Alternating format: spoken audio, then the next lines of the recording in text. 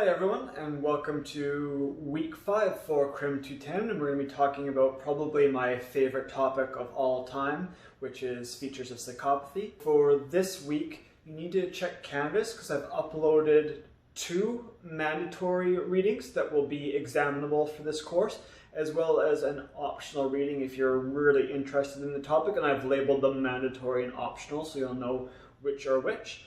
But we'll be focusing on today the definition of psychopathy, how we measure psychopathy, and some controversies and challenges with measuring psychopathy among adolescents. And then I'll talk a little bit about how we try to make sure we can address the accuracy of the measurement of psychopathy among youth by first developing really good interview skills, and then second, appropriately interviewing youth to tap into their features of psychopathy. And I'll be talking about how we do this using an instrument called the Comprehensive Assessment of Psychopathic Personality. And we'll begin with what I think is most important, is making sure we're all on the same page with respect to how psychopathy is defined, because the media and television series, movies do such a goddamn awful job of actually explaining what psychopathy is or misrepresenting what psychopathy is because they want to entertain. Sherlock Holmes, and the address is 221B Baker Street. Dear God, what is it like in your funny little brains? It must be so boring.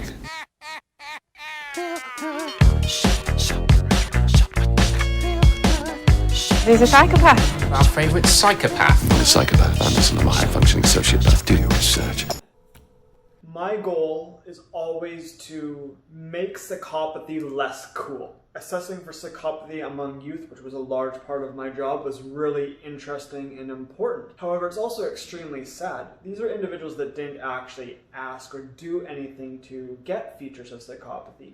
What happened was they were probably born with features of psychopathy, or they experienced severely negative environmental circumstances that influenced the development of their features of psychopathy. And these features are going to negatively impact how they have relationships with others, how they perform at work, their ability to form close bonds and attachments. Like, the things that make being a person great are things that a lot of people with strong features of psychopathy are not really ever going to get to experience. The media kind of treats it as like this sexy topic of, you know, people are psychopaths, or Sherlock Holmes is a psychopath and it's cool because he's successful. And that's not really how psychopathy actually works. So my goal today is to try and allow students to understand that while assessing for psychopathy is really important, and individuals with psychopathy can represent an extreme danger to the general public, when we assess for psychopathy amongst youth in particular, there are chances that we can get the measurement wrong. We're not, putting things into a beaker where we can measure specific milliliters of psychopathy. It's a social science. Our procedures are much less accurate. If we get an assessment wrong and we label a kid as a psychopath, what could happen to this kid in terms of internalizing that label and acting accordingly, or parents and teachers and treatment providers giving up on this kid? So that's some of the things that I want to focus on today, but I think we need to start with what exactly are features of psychopathy. And there can be some differences of opinion, but generally speaking, individuals with strong features of psychopathy show deficits in interpersonal, affective, and behavioral functioning. Interpersonal deficits refer to the tendency to be manipulative and domineering towards others, sort of what Cleckley called the mask of sanity, where they can pretend to be something else in different situations to try and manipulate somebody or dominate somebody so they can be quite deceitful. With respect to affective deficits, individuals with strong features of psychopathy tend to be callous and unemotional. They're detached and uncaring towards other people, so they don't develop these close affiliations. They might appear from an outsider's perspective to have these close affiliations, but sometimes they're doing it because they want to improve their identity, or through narcissistic features of psychopathy, or they want to, for example, be able to manipulate somebody so they're getting close to them. Behavioral features of psychopathy refer to things like being sensation-seeking or reckless, impulsive, lacking long-term goals. Individuals with strong features of psychopathy are at a much higher risk of offending, as well as continued chronic offending For example, Moffat's description of life course persistent defending that we talked about last week is something that individuals with strong features of psychopathy are likely to engage in. When we use psychopathy to predict LCP offending, we tend to be fairly accurate. Some common misconceptions about psychopathy are that individuals with psychopathy are intelligent and successful. This is actually quite rare. Studies show that on average, individuals with strong features of psychopathy tend to have an IQ of below 100, so slightly below average. They tend to not have success in their careers because they tend to be impulsive and sensation-seeking and desiring immediate gratification, so they don't tend to have a very good work ethic, which is in contrast with some media portrayals of psychopathy where they're extremely intelligent and meticulous and articulate. It's not typically the case when we actually go into custody centers and assess for features of psychopathy. Psychopathy is a personality disorder, and personality disorders are defined by a couple of things. First, the personality features need to be relatively stable across the life course. So somebody who shows traits that resemble psychopathy but only for a short period of time would not meet the criteria or the definition of psychopathy. Psychopathy is also what we call a latent construct. Another latent construct I think that's easier to explain is aggression. Latent constructs are constructs that we can't actually directly see. We don't actually directly see aggression.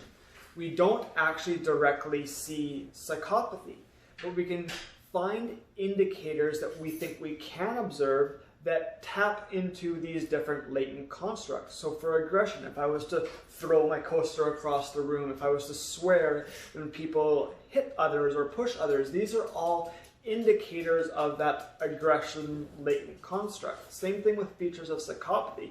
We can measure different traits that are observable or measurable and use these to measure the overarching construct of psychopathy. Personality disorders, including psychopathy, cannot be formally diagnosed prior to the age of 18. And age 18 is a relatively arbitrary threshold, but the idea here is that we shouldn't be diagnosing individuals with psychopathy while they're an adolescent because this is still a developing stage. We expect personality features to sort of change over time. Changing personality features means that it can't possibly be a personality disorder because the idea is that personality disorders are characterized by stability. That doesn't mean we cannot accurately assess for features of psychopathy in adolescence, but we have to be very careful. And one of the most important things to do is to measure the stability of psychopathy among youth. So for example, at age 15, we would measure a cohort of youth, assess for psychopathy then, and then measure again at 16, at age 17, at age 18, and on,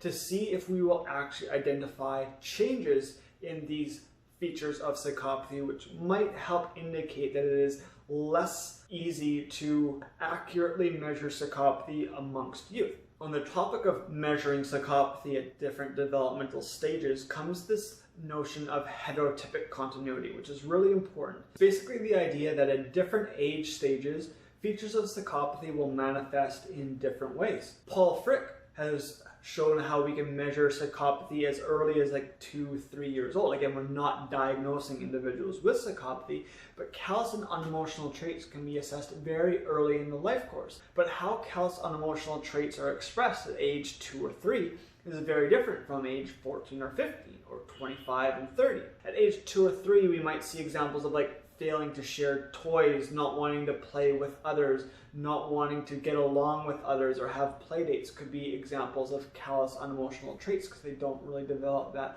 connection or attachment with other people. I think I showed last week an example of that We Have to Talk About Kevin video where the child is playing with the parent and rolling the ball across the floor but doesn't really care about playing this game because doesn't really care about the happiness of the other person on the other side of the ball. In adolescence, we might see things more like the inability or the disregard of the impact of one's own behavior on other people. So the failure to notice when you've actively done something wrong to others. In adulthood, we expect individuals' cognitive empathy to improve over time, where you don't need to recognize somebody is hurt just because you did something wrong. You are more able to actually identify when maybe they're upset unrelated to anything that you've done. If an intimate partner has had a bad day at work, the ability for that other person to identify how their partner is feeling, even if they're not directly responsible for that partner's emotions, is more what we would expect a lack of empathy to manifest as when we're looking at adult features of psychopathy or adult features of callous and unemotional traits. I think it's really cool because I read your week 1 posts and I saw that a lot of you are joint majors in psychology and criminology. And so a lot of this is based on forensic psychology research that we've talked about so far. But psychopathy is also really relevant to criminology because it's one of the most important risk factors for criminal behavior. It's informative of the risk of recidivism. It's informative of Moffat's life course persistent offending trajectory. If you're working as a correctional service officer in a pretrial center, it can be very useful for you to know who does or does not have strong features of psychopathy, because such features are also associated with institutional misconduct. Individuals with strong features of psychopathy are more likely to, while in prison, assault staff, engage in property damage. They're more likely to directly victimize other people, but they're also more likely to manipulate people, and they can do what's called setting up fights.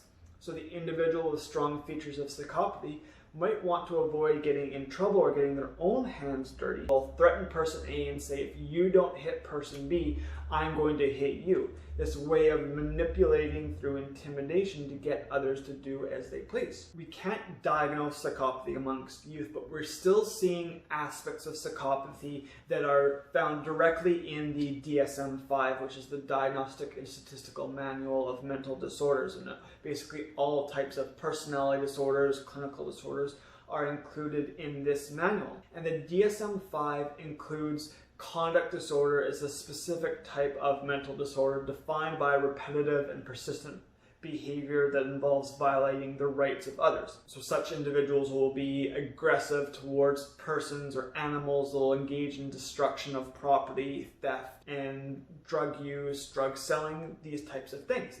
Very importantly, these behaviors have to be identified in childhood. An adolescent that's like 16 years old will not be defined as having conduct disorder because some of these behaviors in adolescence are relatively normative. We expect some rule breaking amongst 16-year-olds because this is sort of part of adolescence and trying to demonstrate autonomy from others. What's important about conduct disorder is that in an attempt to better understand the severity of conduct disorder, the DSM includes what are called specifiers. And one of these specifiers is limited prosocial emotions, which is capturing things like a lack of remorse, callous unemotional traits, shallow affect, and a lack of concern for one's own ability to perform successfully in the types of roles that they're expected to perform in, like being a student, being a friend, being a son or daughter. These limited prosocial emotions are really important because they amplify the severity of conduct disorder. Individuals who have conduct disorder and limited prosocial emotions are much more likely to continue to engage in criminal behavior later in the life course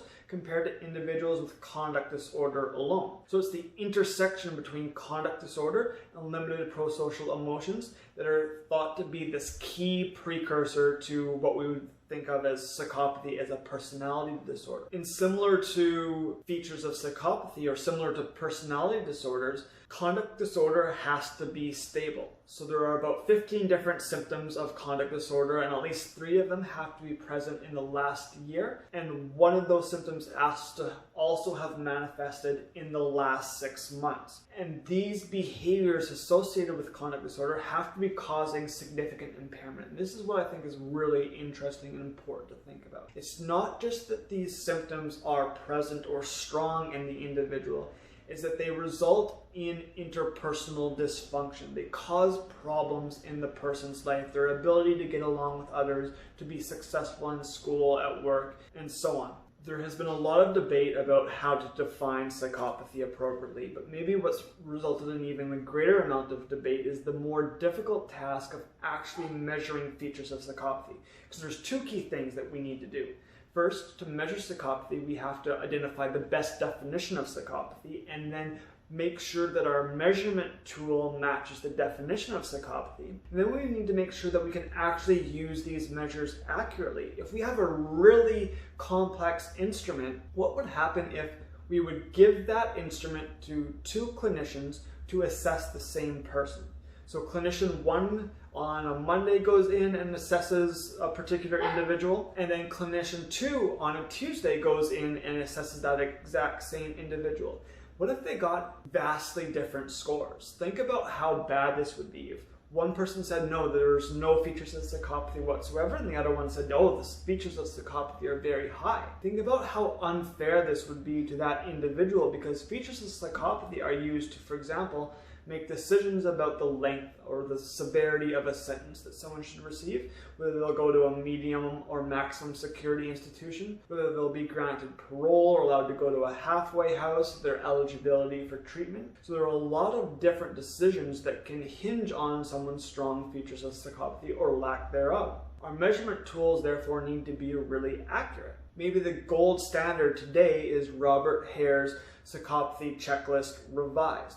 The Hare Psychopathy Checklist began with 22 symptoms believed to capture Herbie Cleckley's psychopathic personality disorder. And Cleckley was a clinician way back in like the 1940s, 1970s, and kind of developed this idea that psychopathy should be a personality disorder, and here are the interpersonal, affective, and behavioral traits associated with psychopathy. From the Psychopathy Checklist Revised was a new measure of psychopathy called the Psychopathy Checklist Youth version. So it was based on the PCLR, but some items were changed in order to make sure that the youth assessment represented that idea of heterotypic continuity. We can't measure in adulthood features of psychopathy and then do the exact same measurement approach for adolescents. For example, items measuring psychopathy in the PCLR had to do with things like employment status. But for the 15-year-old, we expect them to have a lot of intermittency in employment. They might only be working part-time. Looking at psychopathy in adulthood, we might look at something like whether the person will always be relying on others for money or for providing housing, things like that. In adolescence, we kind of expect all of those things to be true because they're 15, 16 years old. They're going to be reliant on parents to drive them places, to put food on the table, a roof over their head. So we have to think differently about how symptoms of psychopathy manifest in adolescence. According to some, the PCLYV represents three key facets of psychopathy: an interpersonal facet, an affective facet, and a behavioral facet, or a lifestyle facet. Hare argues that there should be 4 facets in this model, the 4th facet being an antisocial facet that's tapping into criminal behavior. And this perspective has been met with a lot of debate. Here's what I would disagree with Hare. We're using features of psychopathy to try and predict criminal behavior. If we use criminal behavior to measure psychopathy, then we've created a circular argument, or what's called a tautological problem, where we're trying to use psychopathy to predict offending, but we're using offending to measure psychopathy. That's why I would prefer that 3-facet model that doesn't rely so much on antisocial or criminal behavior. Another newer instrument is called the Comprehensive Assessment of Psychopathic Personality, and it's designed to be able to assess for psychopathy without ever explicitly referencing or measuring criminal behavior. And I think this is more useful for capturing psychopathy as a personality disorder. There are some major criticisms of the PCL family, so that includes the PCLYV and the PCLR. Most of these criticisms relate to the lack of personality features represented in the measure of psychopathy, or the over-reliance of the PCL family on behavioral indicators of psychopathy. These behavioral indicators don't necessarily measure personality. Here's what's also really problematic with the PCL if we ever want to measure the stability of psychopathy. The PCL family tends to be comprised of what we call static indicators. For example, it might ask if somebody has a history of serious offending, or a history of being reckless, or ask them how many different types of drugs has this person used. And here's the problem with these static indicators. If somebody has a history of serious offending, then technically speaking, for the rest of their life, they will always have this history. So in the PCL-YV, a history of serious offending is scored between 0 and 2. And if they have a lot of prior severe offending, they'll score a 2. Let's say if we reassess that person 5 years later. It doesn't matter what has happened between those 5 years. They might have engaged in no serious offending. But the measure of serious offending is asking about lifetime history. And so that item will never change. They'll always score a 2. It's very difficult for a person's score on the PCL to decline over time. It can definitely increase, but it's very difficult to see any declines because we're relying on these behavioral indicators rather than looking at changes in personality. For looking at youth, we want to be able to establish whether we see changes in features of psychopathy over time. I've done research with the Pathways to Desistance Study dataset, which looks at serious and violent youth from Phoenix and Philadelphia, and studied within individual changes and features of psychopathy over time. So looking at about 1,300 kids, and within each kid measuring psychopathy at about 7 different time points, 1 year apart, from like age 15 to age 22. And definitely see a trend where features of psychopathy within these individuals tend to decline over time. Really important for someone like the courts to acknowledge this. That way we don't label youth and say that like they're destined for a life of crime because they have strong features of psychopathy. I alluded to it earlier, but the Comprehensive Assessment of Psychopathic Personality was developed almost exactly to address some of the limitations of the PCL family. So for one, it's much broader. It includes 33 symptoms rather than just 20. And the symptoms themselves are scored on a much broader range, from 0 to 6 rather than 0 to 2. So it's very comprehensive. And what's key about the CAP is that it avoids that reliance on measuring criminal behavior. Someone can score very high on the CAP without having engaged in any prior criminal behavior. The same isn't really true of the PCL family. I use both the CAP and the PCL-YV in my research and was involved in the assessment of psychopathy using both of these tools, and I strongly prefer the CAP. But the big problem with the CAP is because of its length and complexity, it takes me almost 5 to 10 times longer to complete compared to the PCL-YV. So thinking about this from like a correctional perspective or an intervention perspective, it's much more costly to implement the CAP compared to implementing the PCL. But I've tried to develop manuals and things like that to help cut down the amount of time that it takes to assess for features of psychopathy. I'll post the titles of the articles here in case anybody is interested. Here's what the CAP looks like. There are 6 different domains that refer to attachment, refer to behavior, refer to cognitive or cognition, refer to dominance, emotion, and self. And within these different domains are specific symptoms that are representative or indicative of the domain. And we measure these symptoms according to its strength, according to its functional impairment, and its overall or global rating. So we can get a really wide range of scores on the CAP, which I think is much more useful compared to the PCL because they're kind of a little bit narrower. What do you as a student need to know here? For the CAP, I want you to be able to name and describe each of the domains that we're going to be talking about, and the latter half of this class will focus on each of the 6 domains and associated symptoms. So be able to name and define each domain, and then be able to pick one of the 6 domains, whichever happens to be the favorite of yours, and be able to describe each symptom within that domain. So you should be able to name each symptom and describe each symptom. There are still some challenges with the CAP. As I mentioned, it's extremely lengthy. It also can be, because of its length and complexity, we can see lower levels of inter-rater reliability. So recall that example I gave of 2 clinicians going in to interview and assess the same individual. With the CAP, it's a little bit more difficult to get those 2 clinicians to have an identical rating compared to if we were to use the PCL. And one of the reasons why it's easier to use the PCL is because it allows us to just like count things. It's pretty easy to measure whether someone has a history of serious offending. We could just look at their criminal record. So the CAP brings in this layer of complexity that requires a greater detail in training and interview skills, which are things that I'll be talking about later in the class. When we're measuring psychopathy, we need to think about some challenges and ethical concerns that come with the measurement. So one of these is obvious, it's that labeling impact. Some individuals will think that if a person with strong features of psychopathy has such features, they will never change. And as I mentioned earlier, when we study youth, even serious and violent youth, that does not seem to be the case. These youth can and do change.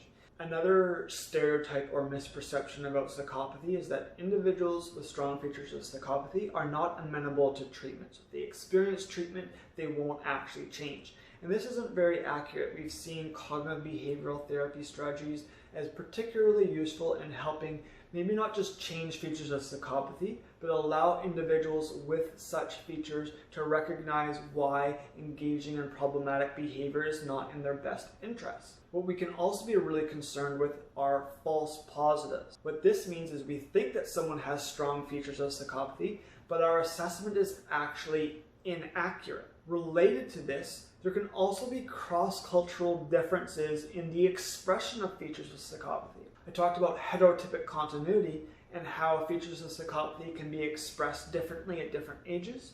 Well, this is also true across cultures, across ethnic groups. For example, in certain cultures, it's not appropriate to maintain eye contact. For the assessment of psychopathy, some people might think that the lack of eye contact might indicate somebody being deceitful or disingenuous. Laughing in response to problematic behavior could be interpreted by some as evidence of callous and unemotional traits, but in reality, in some cultures, laughing is a sign of embarrassment, that they feel bad about their behavior, and that's how that feeling of regret manifests, or that feeling of embarrassment manifests. So we have to be attuned to these differences so that we don't make an inaccurate assessment. We can also find in adolescence that some features of psychopathy in adulthood are normative characteristics of adolescence. Adolescents tend to be a little bit more self-centered because they are reliant on others. We also need to be really attuned to how society and these macro level structures respond differently to different racial and cultural groups, and how this can impact how individuals associated with such groups behave in different contexts. I'll post a trailer to a movie called Luce, which is also available on Amazon Prime, Luce. When I first met my mother, she couldn't pronounce my name. My father suggested that they rename me. They picked Luce, which means light. If you Googled model student, Luce Edgar's picture would come up on the computer. Given Luce's background, you and Peter must have faced quite a few challenges. The language barrier, the culture shock. I mean, you don't pull a kid out of a war zone and have him turn out like Luce without a lot of help. Which is why this is so difficult. Difficult? Last week, he wrote a paper in which he argued that violence was a necessary cleansing force. You teach this? I don't. So what? Just something's going on and I want to be in front of it. She thinks I'm a poster boy, black kid who overcame his tragic past. You really don't like her, do you? Okay, what about a responsibility to tell the truth? What? This! Go! You don't conform to what she wants and suddenly you're the enemy. This woman has some kind of vendetta against Luce. Isn't there a chance that what he wrote just went over your head? I can tell the difference between miscommunication and provocation. Like, get how writing something like that might make someone freaked out. You really think I believe that stuff? I don't know. You threatened your teacher? I didn't. Luce, don't lie to me. I'm not. Luce. It's the truth. What happened with Miss Wilson? There were a lot of rumors. This woman decided to go after him on some witch hunt. My home was vandalized. I'm not going to ruin some kid's life because you come in here with some hunches. Is my son being accused of a crime here? He sure as hell is about to be. It's like I only get to be a saint or a monster. Tell me the truth! This woman's just gone through a mental breakdown. What are you doing? He's lying, Dan. Harriet. Once you know something, you can't unknow it. I want to know.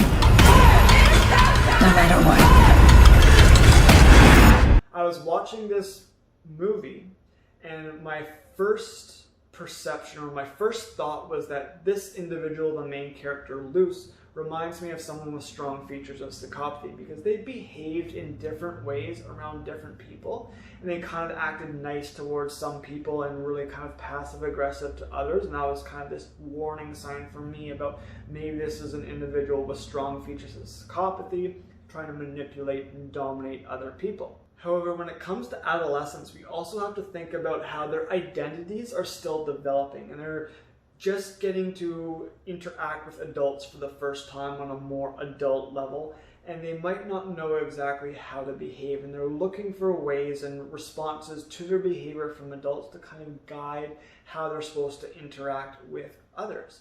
The other real big problem can be when society begins to stereotype or pigeonhole individuals of color. So in this case, it's a black youth that was removed from a refugee camp in Africa and brought to the United States. And there are certain stereotypes or commonly held beliefs about refugee camps, and individuals are going to be exposed to serious violence and sexual assault, and this can result in things like PTSD. Maybe it could result in having a callous or unemotional attitude towards violence. So people can really begin to worry about such individuals, and they're just waiting for them to quote unquote explode. And think about how this could impact that person's identity, where they know that people are constantly looking at them a certain way or have a certain expectation of them. On the other hand, Luce, this main character, was also extremely intelligent, and so that also created this other sort of stereotype of him. And so his identity is constantly in flux, and he's not really sure how to behave in these different scenarios.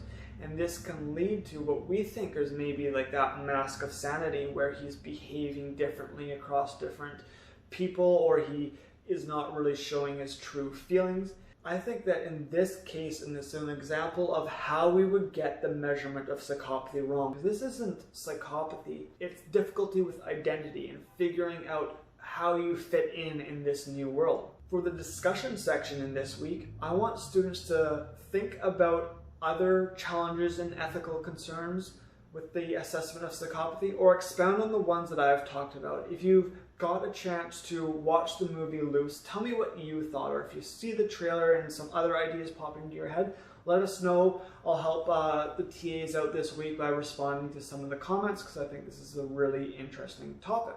Another important thing to consider is how, when we are running analyses, we're tending to put all individuals into a group and then predict their outcomes. So we might be looking at individuals with strong features of psychopathy and not strong features of psychopathy. So we have 200 individuals in one group, 200 individuals in another group. We're predicting which group is going to be more likely to recidivate.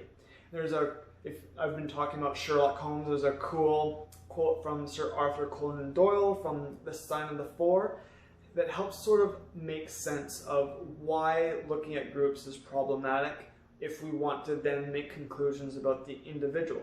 So he says that while the individual man is an insoluble puzzle, in the aggregate he becomes a mathematical certainty. You can, for example, never foretell what any one man will do, but you can say with precision what an average number will be up to. Individuals vary, but percentages remain constant. This is why it's really important to communicate research findings accurately. I've had individuals from like Crown Council ask me, oh, we think this individual is a psychopath, and your research says that individuals with strong features of psychopathy will be likely to continue to offend in adulthood. And this is true. All these things are true. But we do have examples of false positives. Not all individuals with strong features of psychopathy will definitely go on to engage in a high rate of like Moffat's life course persistent offending. We need to keep this in mind when we're making these sentencing decisions, that this is research at the group level. We can get it wrong when we're talking about one single individual. This is why the assessment of psychopathy is so important, because it's not just that we get data and then we can run the data. We have to make sure that these data are actually good data, that they're useful data and accurate data. There are so many ways that psychopathy can be used in a harmful or incorrect way.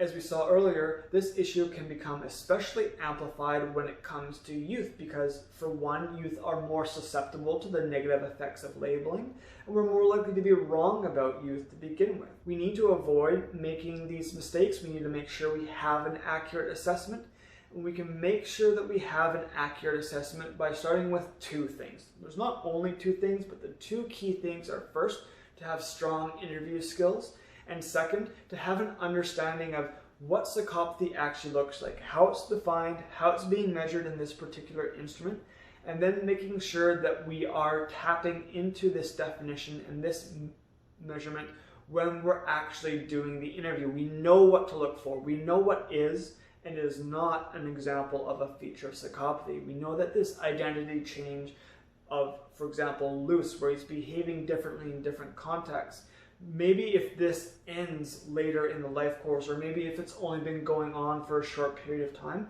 maybe this is more normative adolescent development than it is anything to do with psychopathy. Maybe it has more to do with structural forces and how society is influencing this individual to act in a particular way because he thinks that that's what's expected of him, or she thinks that that is what's expected of her. Finally, it's important to be humble. Understand that sometimes we're going to get things wrong, so don't overstate your findings. Don't think that you are the only person that can accurately assess psychopathy. It's going to be difficult.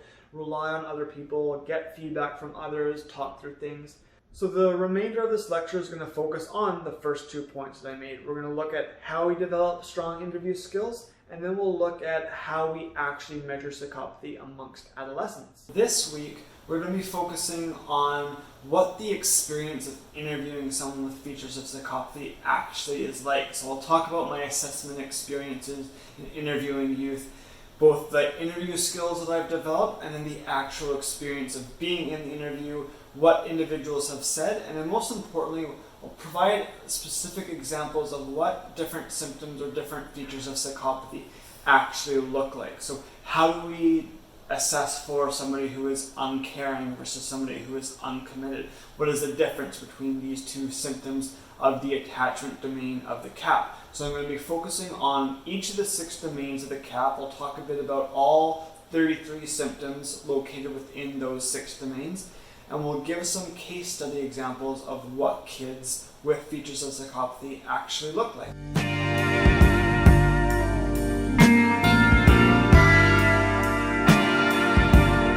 I'll begin with some details about the interview process, because I think this is so important for criminology students as well as psychology students to really understand. The reason being is if you're going to be a police officer, a probation officer, if you're going to be a lawyer, whether it's Crown Counsel or defense, if you want to be a clinician, a therapist, one of the things that I did when I was an undergraduate student was work for Canada Border Service Agency, and that position was what really helped me develop interview skills, because you have to learn how to frame questions and how to listen to people in order to get the information that you're looking for. So whether you're focusing on being a police officer and you're interrogating a suspect, whether you're a Crown Counsel and you are examining a witness, or you're defense counsel and you're cross-examining a witness, developing these interview skills can be very important to be effective at your job. So we'll talk a little bit about the actual interview process. And of course, this is going to be the interview process as it applies to assessing for features of psychopathy.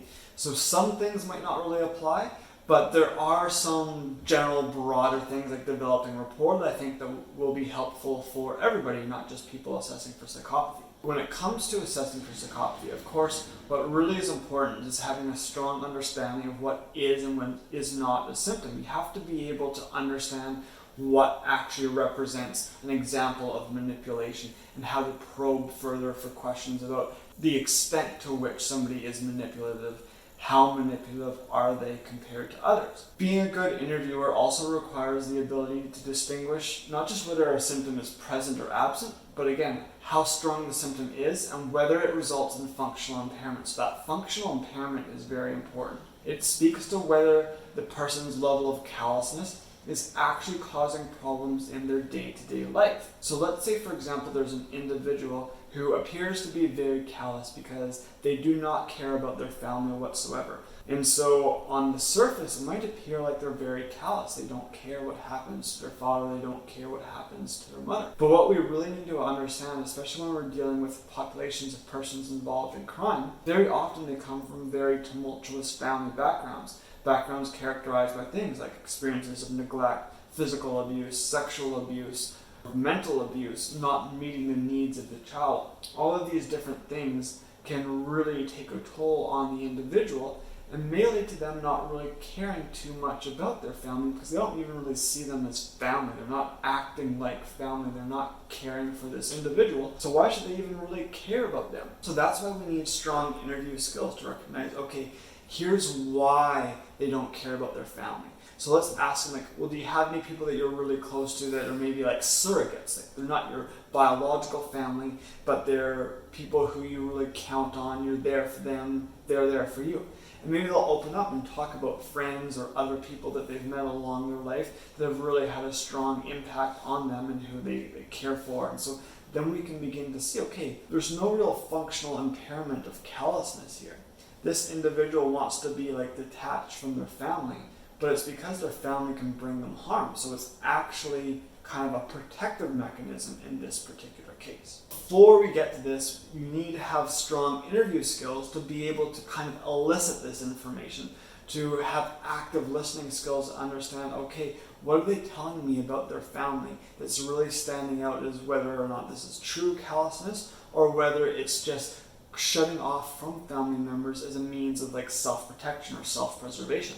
An assessment is only as good as the information that you're able to gather, which makes the interview process really, really critical. There are about 5 different skills that I'll talk about in the interview and before the interview that you can really work on. One is rapport, sort of like how we get along with the person that we're interviewing. And again, this can kind of vary depending on the context that you're in. If you're a Crown Counsel examining a witness, maybe it's not so important to have rapport, but if you're a clinician, a therapist, if you're doing treatment, rapport is essential. During the interview, you might experience individuals lying to you, and in fact, I would say that everybody lies during the interview. Sometimes these lies are just very small, and sometimes they're not really egregious lies, they're just more like withholding information.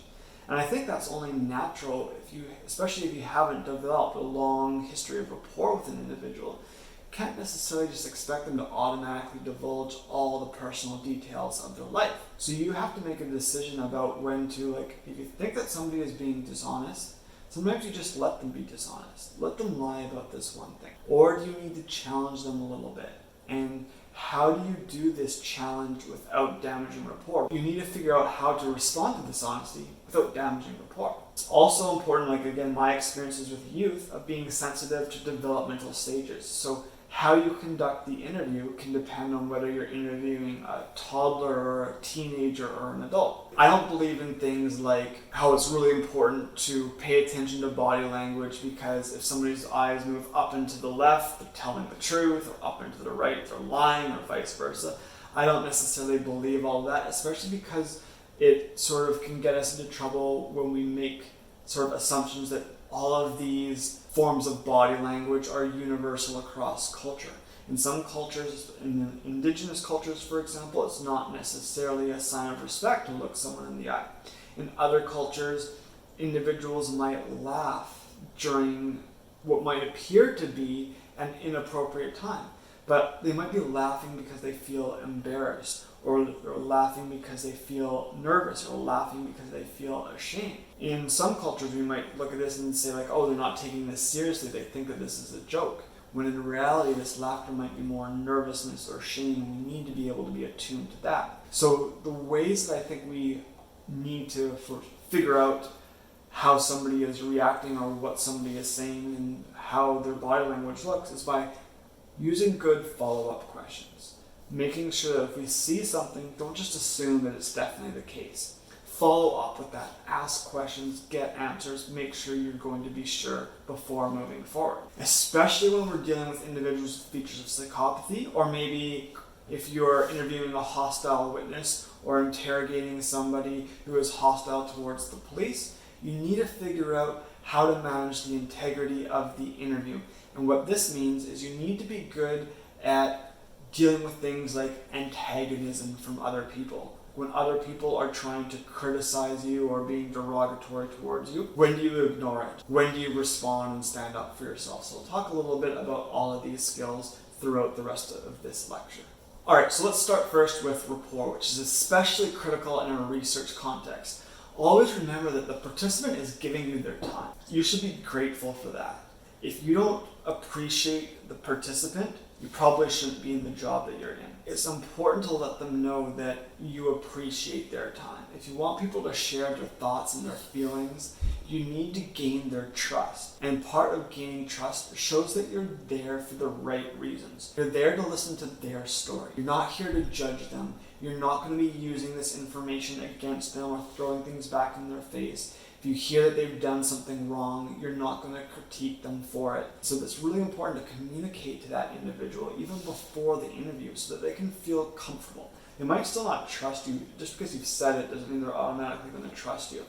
But at least it sends a signal to them. You're aware that this is something that they would obviously care about, and you're going to do your best to live up to that responsibility or that expectation.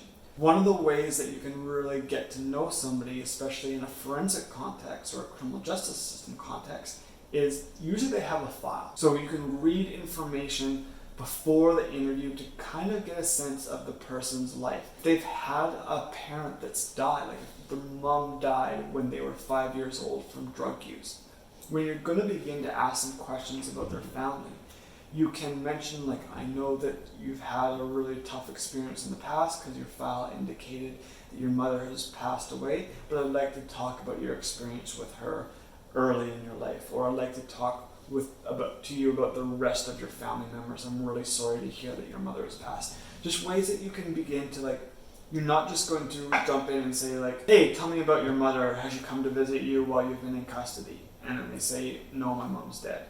And then you have to kind of work through this maybe more awkward scenario, especially if you weren't very empathetic when you initially asked the question, because it can sound like a very innocuous question. Hey, has your mom come to visit? Lots of people have their mom come to visit. Also, what's really, I think, the most important thing is to find your style. What I mean by this is figure out like the best parts of your personality and work with those. Don't try to be disingenuous. So for example, when I was doing the assessments, there were some people who were much more outgoing than I was. They're really just naturally outgoing people, and they'd be very excited for the interview, and they'd talk kind of like fast and loud and like with a lot of energy. That wasn't really my style. I'm not saying that theirs is better than my style or vice versa. What I'm saying is that it would be disingenuous of me to walk into that interview room and pretend to be that person. I would be myself. I would just be very straightforward with it. I would be patient before trying to become very friendly with them. Like, I wouldn't try to be their best friend right away, because especially for people in the justice system, they've experienced a lot of people that have let them down in the past or lied to them.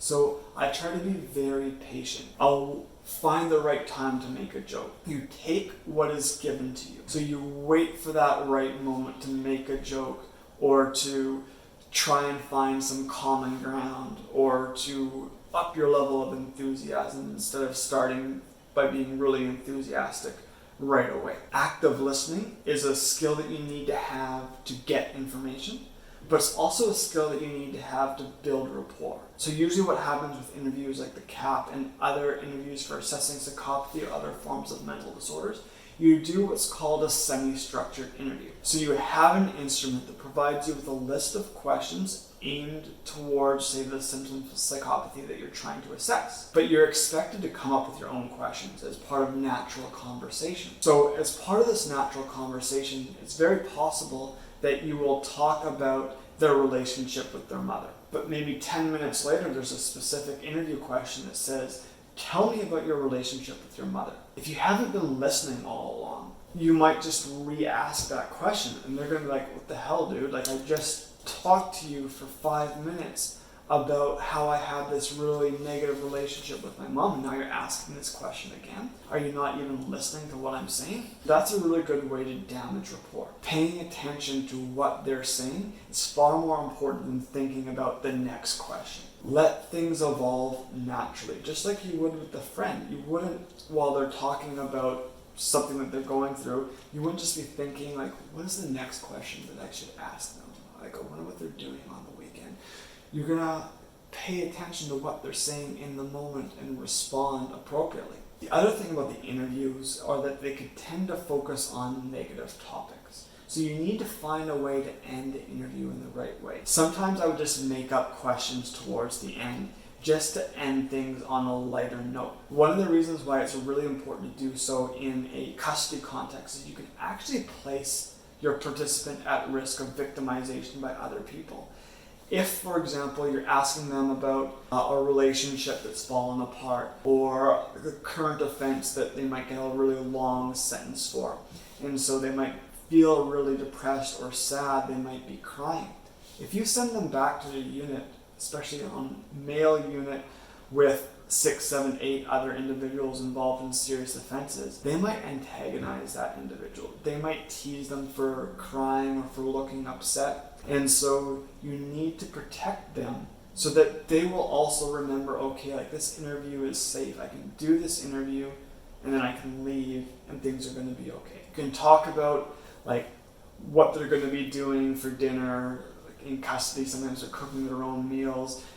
What programs they have in the evening, what movie they're gonna watch, if there's hockey, baseball, whatever. Find something to connect with that's going to end things on a positive note. Another good way to build rapport is to understand part of the culture of the custody center is like, you don't name names, you don't be a rat. And in research, we get to have a very special level of confidentiality. When I would do the interviews, basically I would say to them, I have to protect confidentiality over everything else, basically. And so I communicate that to the individual before I do the interview, because I also understand that in a criminal justice system context, so in custody, keeping your word is so important. If you robbed a bank and you've got 10 grand sitting under your mattress at home, you tell me that information and I can't do anything with it. So I've had kids tell me they've committed a homicide and not got caught for it. That has to stay with me. So if you communicate how important confidentiality is to you, that's sort of a shared principle. Researchers care so much about confidentiality. Some participants might be wary of that, like, why would I trust this person to keep my secret? So what I explain to them is that because I'm a researcher, I have not just an ethical obligation to keep things confidential, I have a legal obligation to keep things confidential. That I could be sued if I were to take information that was said during the interview and give it to other people. So that's a good way for the participant to feel like they are protected and that they'll be more comfortable opening up during the interview. Like I mentioned, I don't really buy too much into the idea that we can detect dishonesty through behavioral cues, like whether their eyes move up or down. Reading your eyes. The eyes can't lie. Didn't you know what I was doing? A quick lesson in lying. See, this is what us real cops do. We study liars. Example, if I ask you a question about something visual, like your favorite color, and your eyes go up and to the left, well, neurophysiology tells us that your eyes go in that direction because you're accessing the visual cortex. Therefore, you're telling the truth. If your eyes go up and right, then you're accessing the creative centers of the brain, and we know you're full of shit. Now, let's try this again. What's your favorite television show? I'm not gonna play your stupid game, okay, Roman? Oh, why, Nebom? You afraid we'll catch you in a lie? When did you find out Nate was investigating the fund? After I spoke with you. Whoa, that is a lie if I've ever... Never even blinked my eyes, you scum. You didn't blink, Nebom. It's your body language. It says you're lying. He's nervous, Danny. What do you expect from him? Shut up, Frost. You know how this works. It's not just your eyes, Nebom. It's everything. If you cough, sneeze, cross your legs, scratch your ass, they're all telltale signs. You can't cheat. You can stare at me with those dead-ass eyes of yours all you want. You can't beat the system. When it comes to detecting dishonesty, I've read like some of the work of Albert Breege, who's really well known in this literature area, and basically there doesn't seem to be much evidence that you can use like behavioral cues or body movements to like definitely pinpoint dishonesty. In my viewpoint, the best way to deal with and detect dishonesty is to prepare and be attentive. Preparing means going to that file, making sure you understand the background to the person you're about to interview so that you can notice discrepancies between what their file says and what they're saying. The other key is, again, just like with developing rapport, active listening skills. So that you can recall, okay, in this one time point, you said that you were going to go to drug and alcohol treatment when you were released from custody. But later in the interview, you also mentioned that you were going to look forward to meeting up with your girlfriend when you were released and hanging out by the lake. And then when I asked you what you would like to do with your girlfriend, the individual would have said, like, and this is an actual case, talk to me about how he'd like to use crack cocaine with his girlfriend. Things begin to not add up. They said they were going to go to treatment, but they're also saying that they are going to hang out with their girlfriend instead, and they don't seem to be that interested in drug and alcohol counseling because they might sort of want to be going and continuing to use crack with this person because that's mostly what they did together. And one of the important things about dishonesty during the interview is to not be too, like, don't take it personally when people are dishonest with you, because at some points they might actually be dishonest because they care about what you think of them.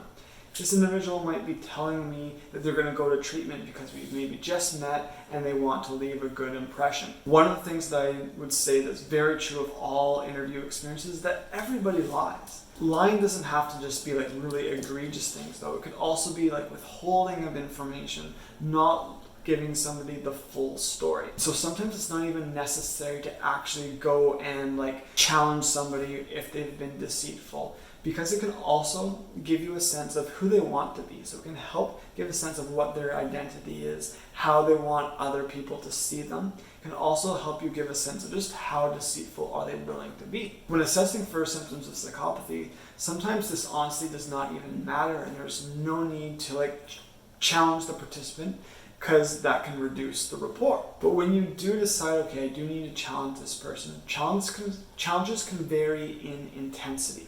You don't have to be like that interviewer in the Richard Ramirez case when you're like, you lied, why are you a bad person? You can be kind of more subtle about it. So one of the terms that I've used for this subtlety is the Columbo approach. Now, I came up with this term, but I've seen other people use it as well, so I don't know if I was the first person to come up with it. But the Columbo approach goes back to like a detective from maybe it was like 1960s, 70s TV, where instead of, when he was looking at a criminal suspect and interviewing them, instead of being like, where were you on the night of December 10th, and being like really aggressive, taking the light and shining it in their face and everything like that, you kind of feign confusion.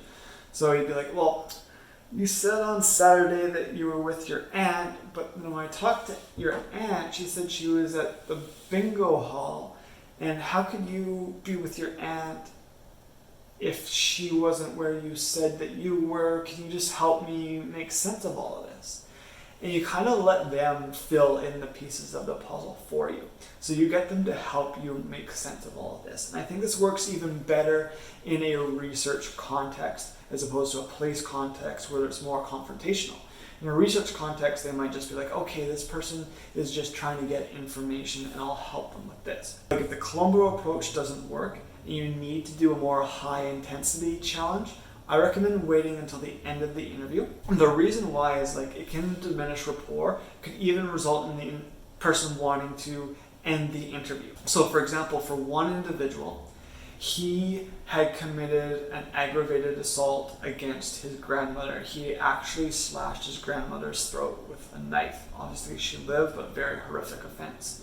And it caused a lot of strain between him and his grandma, obviously, but also him and the rest of his family. His grandma was his father's mom, and so there was a lot of strain in the relationship between this youth and his father. And we needed to get at these family relationships, and the youth would not acknowledge his involvement in the offense and would basically just say, no, like, my family and I get along, my family and I get along. But we knew from his file that like his family hadn't come to see them. Staff had mentioned that there was this conflict between him and his family. So we tried the Columbo approach, we tried different things, and then finally we waited till we got through all the rest of our questions. And at the end of the interview, we said, okay, so we do have access to your file, as you know, and we know that there is this conflict between you and your family, and you said that everything is fine.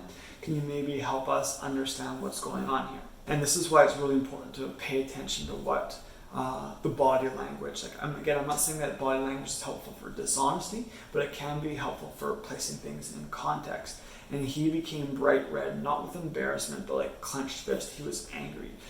He didn't like the fact that we knew this information, because committing an offense against a grandmother could be very stigmatizing in custody, and he could get, if other people knew about this, they might treat him poorly. What he told us was basically, actually, I'm really angry at my family. I hate them. They're dead to me because they ratted me out. So this was helpful for us, because we got at the fact that, okay, he doesn't actually feel that bad for his offense. He's mad at his family. He's mad that he got caught. And this is sort of the emotion that he's feeling. This individual had a real strong propensity for violence. He was released, and instead of going to treatment, he actually went with his girlfriend to a new part of town and committed a homicide offense with his girlfriend. He was then incarcerated, moved to a different facility, and he actually tried to commit an attempted homicide in the custody center as well. So he's had a long history of really violent behavior.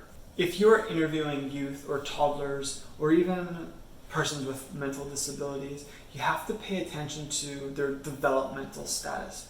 How you phrase questions, how you frame questions, and the context that you focus on all matter. Interviewing youth is definitely different from adults. They have poor understanding of language, less likely to be able to pay attention, they're more active, they don't have that ability to carry out long conversations, so often you have to like chunk the interview up into 20 minutes. Sometimes I would like play ping pong with kids because they would be bored, and it would be a way to like, okay, do the interview for 20 minutes and then play ping pong, and then we'll get back to the interview, instead of like trying to go too long and then they'll just quit and maybe they won't want to do the interview again. One of the things that's also important about adolescents, and this is especially important for police officers, how you frame questions can really dictate answers. Adolescents are more likely to change their answer in response to negative feedback. So if they say something and you provide a judgmental response, they might recant and say, oh no, I actually didn't do that. Phrasing of questions matters as well. Like, there's a language barrier, so adolescents tend to have a lower level of functioning, especially when you're dealing with adolescents in a custody center that tend to have a variety of other risk factors. We would ask questions like, do you have trouble working out when other people are angry with you? And so the question is getting at, when other people are angry at you, are you aware of this? So it's trying to get at the sense of like, can you figure out other people's emotions? But they heard the term working out and took it literally as like going to the gym. Like, are you able to go to the gym when people are angry at you? And so they'll look at you like really weirdly, like, what are you talking about, man? Like, why is this even a question? So it can actually, these stupid questions can actually damage rapport, because they'll look at you like, this is a dumb question. And it happens a lot. Like, you have to really figure out how to phrase these questions, especially to these kids, because they have very low frustration tolerance. Adolescents are also going through a period of real identity development. So if you ask them like philosophical questions or conceptual questions about like how they see themselves, like what's your personality like? What type of a person are you? They're gonna have a really difficult time giving you a response. The trick that I learned is you ask them about somebody that you think that they're similar to. So you say, hey, like, do you have a best friend? What are some of the things that you share in common with your best friend? Tell me about your best friend. What are they like? Do you think that you're also this way? So giving them something concrete to compare to can be really helpful there. Talked about this last week, but we also have to pay attention to heterotypic continuity. Often these interviews are designed for adults, and they'll ask about work, and they'll ask about a spouse, children, and so on. So we should focus, instead of work, on school, instead of like spouse, on friends. Instead of like work, we could also focus on parents. Asking about politics is important for assessing psychopathy, because it can get at things like inflexibility and attitudes towards other people. But especially in this youth custody context, like not a lot of the kids are reading the Vancouver Sun on a Sunday morning or anything like that. Politics isn't really something that they're going to follow. So instead we'd focus on like cliques and more like superficial things. So they would hate, like there's stigmatization around people that use crystal meth. So we would ask them about crystal meth users because that's viewed as a dirty drug in a youth custody context. We would ask them about slang terms in custody like greasy kids, kids that don't have proper hygiene. They don't like kids that follow rules. So these are different ways of getting towards intolerant and flexible attitudes. For adults, they tend to focus on positive impression management, trying to paint themselves in a pro-social light. Kids, on the other hand, might engage in negative impression management, where they might even exaggerate their involvement in criminal behavior. Like I'll have like little snot-nosed kids telling me that they run Surrey and stuff like that, or they're a real high-ranking gang member, and it's like, no, we know that you're not. But again, you don't necessarily have to challenge them on that because it can damage rapport. It gives you a sense of, okay, here's how they want to be seen. Aside from rapport, maybe the most important part of the interview process is being able to ask good follow-up questions, because each question on its own is not really enough to get at the depth of the symptoms of psychopathy. So you need to have these good follow-up questions. Good follow-up questions come from active listening. You can't really like write down in advance good follow-up questions because you don't know when they're going to be needed. The follow-up question is all about listening to the answer to the first question. So that really requires good active listening. Many youth in custody settings have extremely dysfunctional families, as I mentioned, and may not care about family members. So follow-up questions here help clarify like why the lack of a relationship with the family member exists, why they do not actually care about how their family is doing. Follow-up questions are also very useful to probe superficial relationships or superficial expressions of remorse. So we'll give you some more concrete examples later on. But what we can often see is that kids will say like, oh yeah, I really care about my girlfriend. But they might not really care about their girlfriend. They care about the relationship and what it gives them. They don't have much concern for the well-being of the actual person. That person is really kind of disposable. They would find a new person if that person was going to better suit them. It can also be very important to figure out how we assess for features of happiness. So one of the symptoms on the CAP is a lack of pleasure. Individuals that are in custody often talk about, oh yeah, lots of things give me pleasure. If you just end there, you'd think, okay, lacks pleasure, they're going to score very low. But if you follow up, types of things that give them pleasure are really negative. And that's not what pleasure is supposed to be.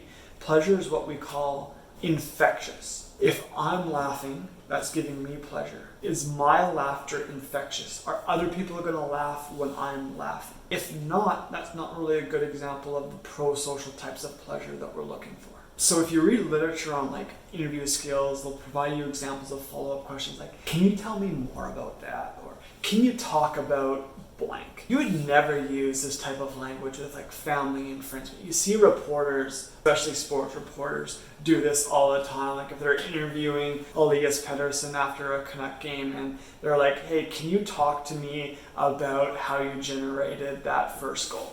Chris, can you talk about your success against the Yankees this year?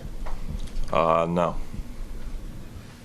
It's not really like a question. It's like you don't really know what to ask them. So you're like, can you just talk about this? You wouldn't really say that to like a friend. Like if you go grab a coffee and you're like, hey, can you talk about like what went down when you and our other friend got into a fight on the weekend? It's kind of a weird way to phrase things. I think that you shouldn't have like these canned, generic follow-up questions. You can, through experience, develop like ways in which you follow up. So, for example, one of the things that I learned about asking about family members, when they would say like things like, no, I don't really spend much time with my family. Instead of saying something like, can you tell me more about that? One of the things that I would say would be, was that always the case? So this way we can begin to figure out, did something happen with their family to change what their relationship was like? If something really big has happened in a person's life, you want to build up to it. And I think one of the ways that you can do that is with like the have things change. So that helps us get towards, okay, if they did change, what were things like before? And was there anything that happened to make things different? One of the key things about features of psychopathy is that for them to be really strong, they need to be present across multiple contexts. To be really strong in features of like detachment, uncaring, uncommitted, can't just be with respect to family. It has to be with respect to all people, like even friends. The people that they're supposed to be closest with are people that they don't show much care for.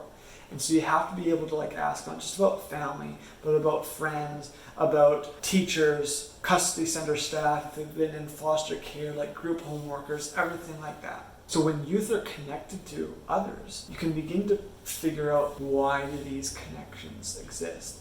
Is it because they care about other people, or do they use their relationships as ways to like engage in harmful interactions with others? Some like to actually just be very antagonistic and manipulate others. So you need to figure out, like, how come you're close to this person? Do you actually like this person, or do you like what they bring you? Do you like, is it fun to manipulate them? Part of the challenge of assessing for psychopathy is sometimes you come across somebody with really strong features of psychopathy, and then the interview can be very difficult because they can do things like antagonize you. They will have a lack of self-control, so they'll be moving all throughout the room. They'll be fidgeting. They'll be having poor levels of concentration. They're all over the place. You have to sort of develop strategies for dealing with some of these things. For example, there was one youth, we'll call him Albert, who was just like totally unable to sit still, and he was always fidgeting with his hands, rocking a table back and forth. And then so I suggested, like, hey, why don't we try and fix the table? And he's like, no, you do it. And so we can begin to see, like, okay, he's got this fidgety, but he's also kind of like controlling and using other people for his advantage. There's something that he has a problem. He's not even willing to fix it. He just wants somebody else to fix it. So those are some like the behavioral, nonverbal expressions of impulsivity. Another thing that you can begin to see with individuals with strong features of psychopathy is what might look like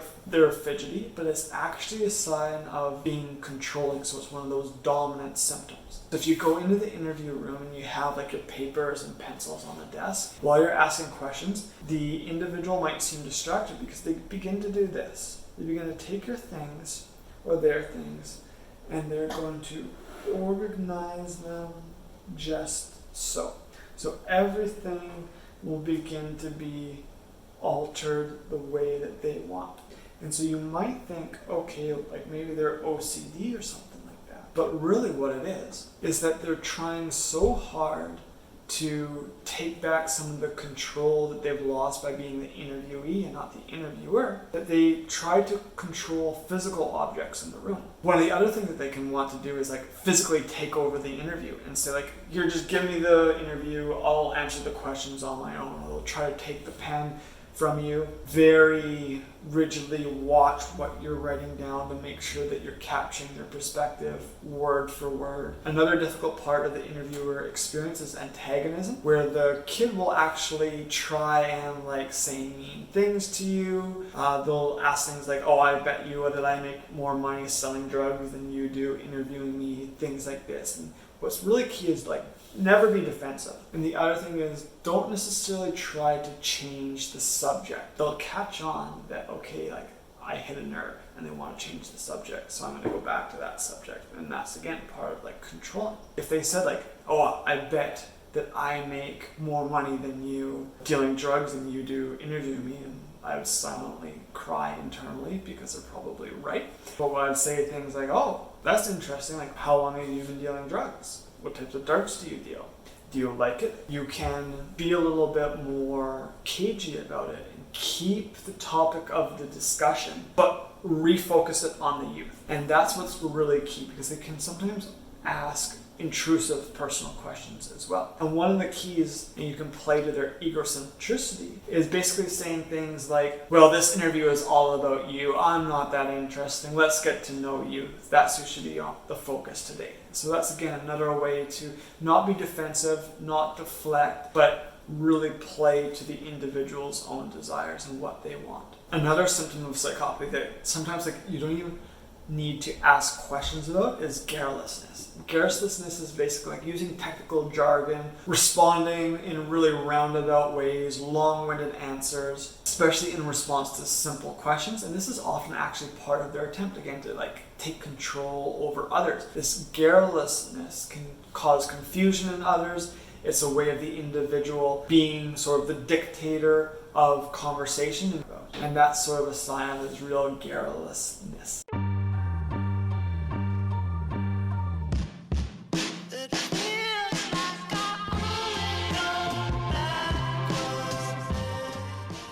This is probably my favorite next like 50 minutes of the entire semester, all talking about my actual experiences interviewing kids and assessing for psychopathy. I'll be talking about my experiences specifically using the CAP, even though I used a PCLYV also. I think talking about the CAP provides us with a little bit more depth of perspective of what it's like to assess for psychopathy.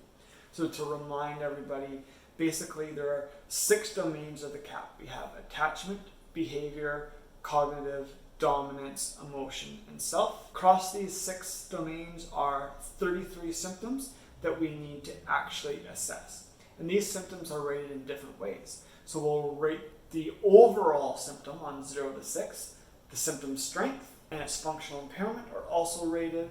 And then there are like adjectival descriptors that we can look as being present or not present. And then other sort of like synonym traits that we have to rate as well. So it's a really long, complex process. And I want to kind of give you the sense of like how arduous it is. Like it is grueling to assess for psychopathy using the CAP. It takes me sometimes like 20 hours to do from like the interview through to the rating, whereas sometimes with the PCLYV, I can do the interview and the rating in like 3 or 4 hours. So that's one of the barriers to using the CAP, is that it's much more expensive because it takes much longer to actually do. But hopefully this will give you a sense of what the experience is actually like. The way that I'm going to teach students about the CAP is by using quotes from kids that I've interviewed. So these word-for-word quotes include offensive language. And I think it's important that I include it because it's also educational. It gives you a sense of what it's like to be in that room. I ask you in tutorial discussions to be professional, and generally speaking, it's not professional to swear. But these types of words give us a sense of who these individuals are and what it's like to be interviewing that individual. It's not like they're just saying like, oh, I love to do fucking robberies. Things that I'm including in here are them, the interviewee, making really derogatory statements about different things or people, and especially women. And I think it's important to shed light on this so people understand what the experience might be like for them if they ever do this as part of their own sort of work. So first up is the attachment domain that includes 4 symptoms. And the attachment domain is focusing on the degree to which an individual has emotional bonds to others. So it's kind of like part of that affective facet of the PCL. Emotional bonds refer to the degree of like affiliation, so like connectivity, intimacy, and acceptance by others. And it's represented by both, like as I mentioned, affective traits, but also some interpersonal ones as well. The attachment domain refers only to attachment to humans. Positive attachment to animals are not part of the assessment. There are 4 symptoms to the attachment domain. The first is detached, which describes individuals that are remote. So what that means is they're difficult to reach. So there's like a big difference between being detached and being uncommitted. Detached means that other people can't reach this person. Uncommitted means this person is not attached to other people. Detached, think of it like a remote island. You can't actually reach that person. Examples or manifestations of detachment mean individuals will not really discuss family or friends. They don't really care about whether family and friends are visiting them. They have a preference for being alone, not really having to use up their time being around other people. Individuals that are uncommitted, again, they're unbound to other people. They will switch from relationship to relationship quite quickly. They'll actively do bad things to other people. They will screw over people, they will cheat on people, they will lie to people, and not really care about changing these relationships. And that differs a lot from somebody who is uncaring. Uncommitted is actively doing bad things to other people. Uncaring is failing to help people who really look like they need it. So if somebody is like you're inconsiderate, sort of like thoughtless, neglecting other people who might be in need. So if somebody is like crying, you fail to do the thing that would be expected of you, which is to go and like comfort them, for example. And the last one, unempathic, which I think is pretty straightforward, asking them to like reflect on how their behavior has impacted others. And they might say things like, I don't know them, like I'm not them, how do I know what they're thinking? These can be sort of that evidence of a lack of empathy. I'll provide you with a series of different cases, but two that I think you'll see that recur over and over are Justin and Owen, two of the individuals that, in my experience, had the strongest features of psychopathy of any persons that I've ever interviewed. These are individuals that like I'll never forget the interview experience with them because it was like quite haunting. So Justin, when he was talking about his father, mother, and friends, he kind of said the following: I am detached enough from my father to not care about his absence. It's hard to listen to my mom. I think it's a respect thing. And this was when he was discussing an assault against his mother. He said, most of my friends are from school. They are temporary and can be replaced. I don't feel loyalty to anyone. Very early in life, I decided that everyone was an idiot. At around 13, I isolated myself from everyone. So you can see a lot of different symptoms from the attachment domain here. So for example, when he's talking about his father and doesn't care about his absence, that's a great example of detachment. In fact, he uses the word detach right in the quote there. His mom, he's not very committed to her. He talks about assaulting her, not really listening to her. Especially his friends he's not committed to. He talks about how they can be replaced. Talks about how he really doesn't care about anybody. He thinks they're all idiots. And again, towards that example of detachment, he said that around age 13, I isolated myself from everyone. What's key about Justin is that his attachment and lack of commitment to others are not confined to a specific individual. Justin demonstrates a lack of commitment to others, and what's key is that it's not limited to one particular individual or one particular time period. He's not committed to friends, family, kids at school, teachers. His attitudes towards his family have been present from a very young age. And again, this is key because features of psychopathy, they need to be strong and they need to be persistent. Here's a quote from another youth, Owen, that's helping sort of get at his level of or lack of caring towards other people. He doesn't really want to do things with other people. So he says that he doesn't really like to have a lot of friends because it's too hard to please everybody. And again, uncaring, he doesn't want to do things that are going to make other people feel good. I'm only friends with these people who don't expect me to do much for them. My girlfriend never really expects me to take her anywhere, and I don't really want to take her anywhere. I had the decency to go on a break with my girlfriend before hooking up with another girl.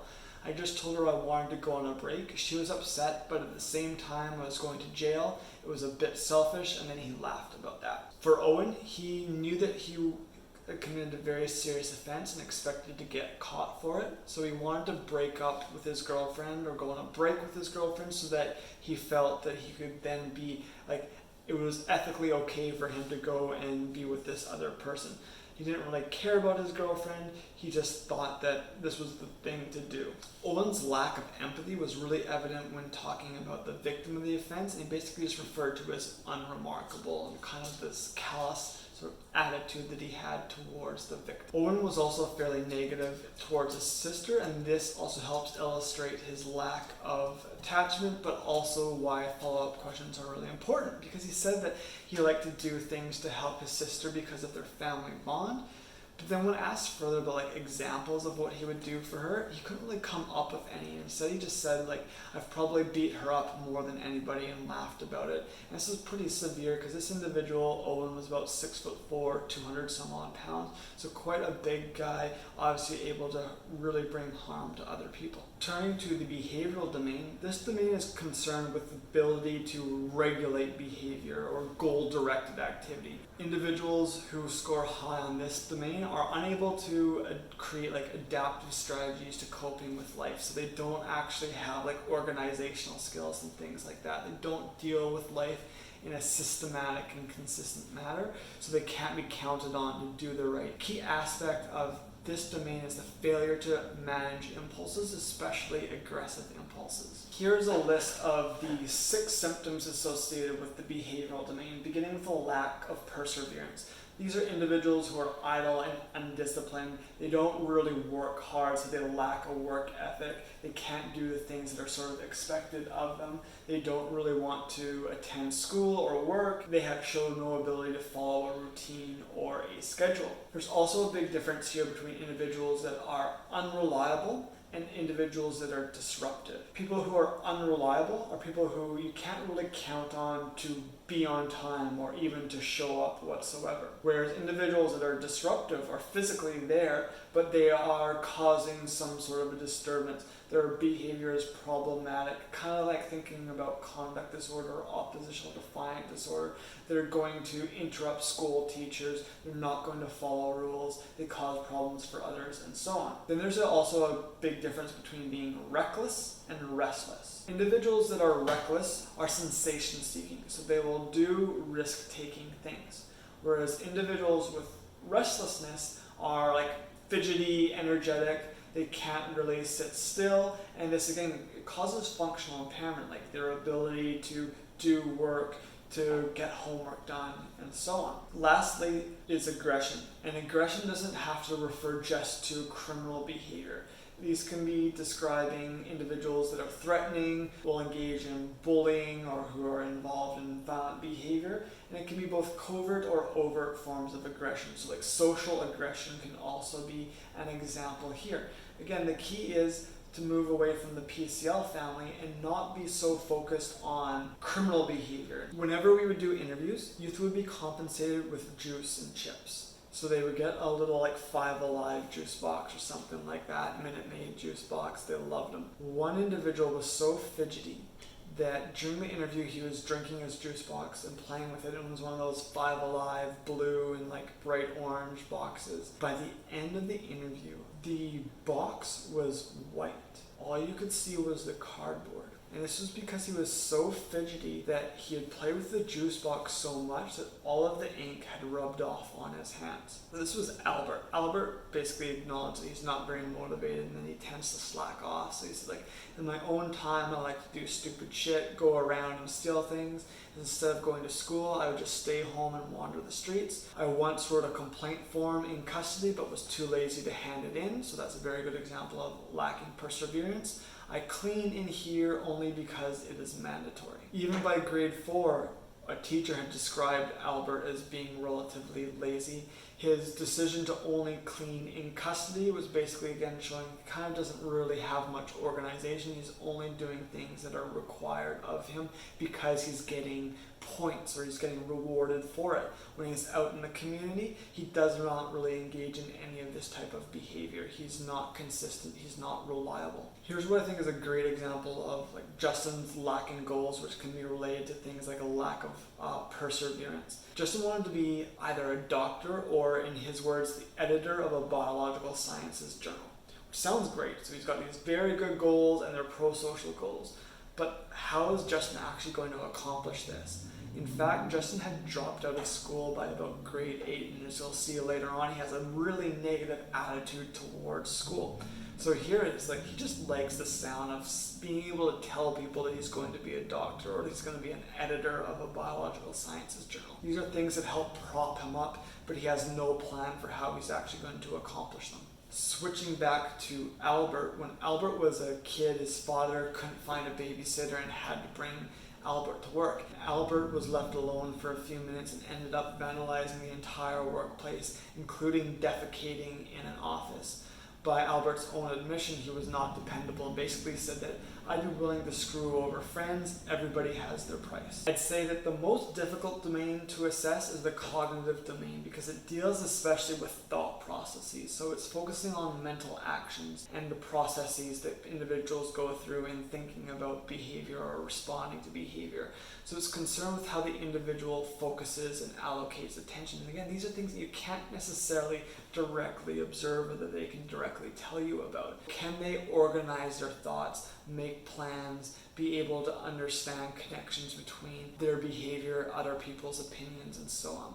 Another part of the cognitive domain is the mental flexibility and adaptability, or more precisely, the lack of flexibility and the unwillingness to compromise with others. And there are 5 symptoms to the cognitive domain. The first one is suspicious. These are individuals who are like distrustful and guarded. They won't necessarily want to open up too easily to other people. They're very hyper vigilant. Why are they like this? It's because they are constantly trying to screw other people over. So they're suspicious that other people are going to be doing the same to them. So for individuals with really high features of psychopathy, with the suspicious symptom in mind, it's difficult to get them to open up, because when you tell them that things are going to be confidential, they might not necessarily believe you, because they might have often told people like, oh yeah, I'll keep your secret, and then never do. Individuals scoring high on the cognitive domain lack concentration. So you'll ask them a question and they'll be looking out the windows. They're very easily distractible and unfocused,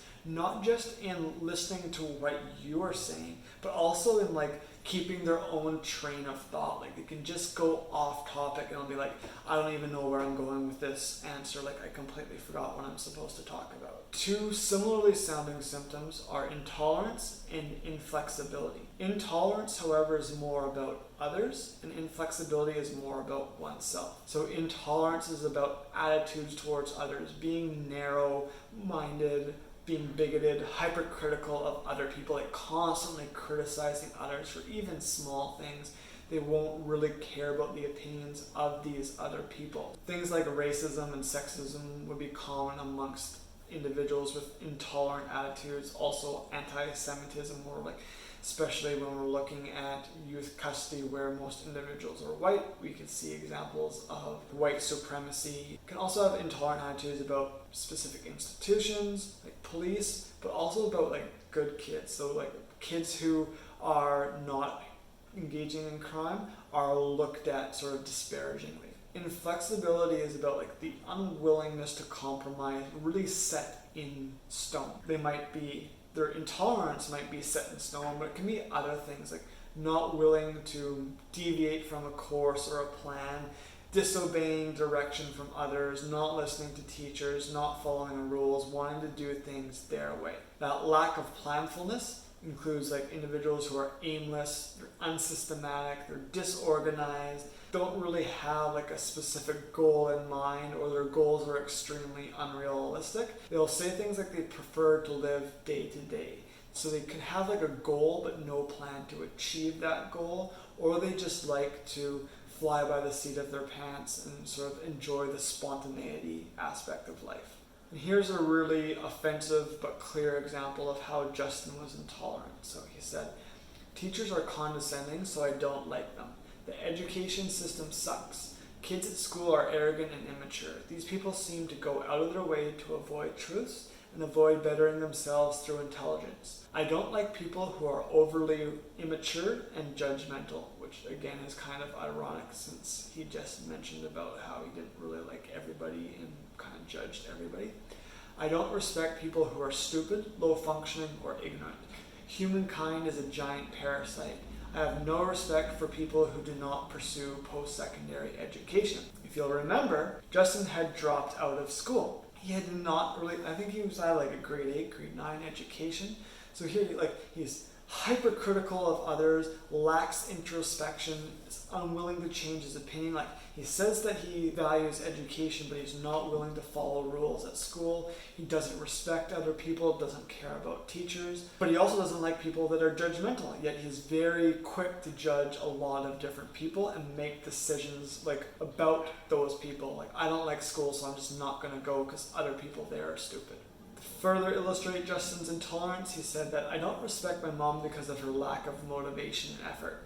She is too emotional during arguments." And again, more derogatory language here, but he said, "Females are batshit crazy, cheating sluts. They are there for sex and to clean up after me. Very early in life, I decided that everyone was an idiot." So on the one hand, like, I'm not necessarily certain that he does feel this way about women, but I think he wanted to be portrayed in a certain way, and he liked that feeling of how other people would see him as a womanizer. So this can be part intolerance and part related to identity. Others, like Albert, will focus their intolerance towards teachers, people in custody. They'll call other youth a rat if they are like pro-social individuals that aren't interested in engaging in criminal behavior. David was one kid who basically, I hate the law, I'm an outlaw, I'm not going to follow their rules. And he basically said that kids who talk to staff are soft, they're rats, they deserve to be punished, and they deserve to be beaten up. Talked a little bit about Justin's intolerance. Here's again a good example of his level of inflexibility. He's basically said that there's a problem with the school system, which is why I dropped out. The work is made for kids who don't know anything, so I'm not going to do it. I don't see the point of making a deal if I'm not going to benefit. So that was about his unwillingness to compromise. I'm very particular about grammar, so again, that's his inflexibility. I have arguments with friends over sentence structure, and I often get kicked out of chat rooms for commenting on people's grammar. So this speaks to his inflexibility, his unwillingness to compromise, but also like his controlling tendencies, which will be part of the dominance domain that we'll talk about in a moment. David was somebody who really showed a lack of planfulness in the traditional sense. So some individuals, they just have unrealistic goals. David didn't really think anything through. The offense that he was in custody for involved him bear macing a taxi driver because he got in the taxi without having any money, didn't even have his wallet. He did have bear mace though.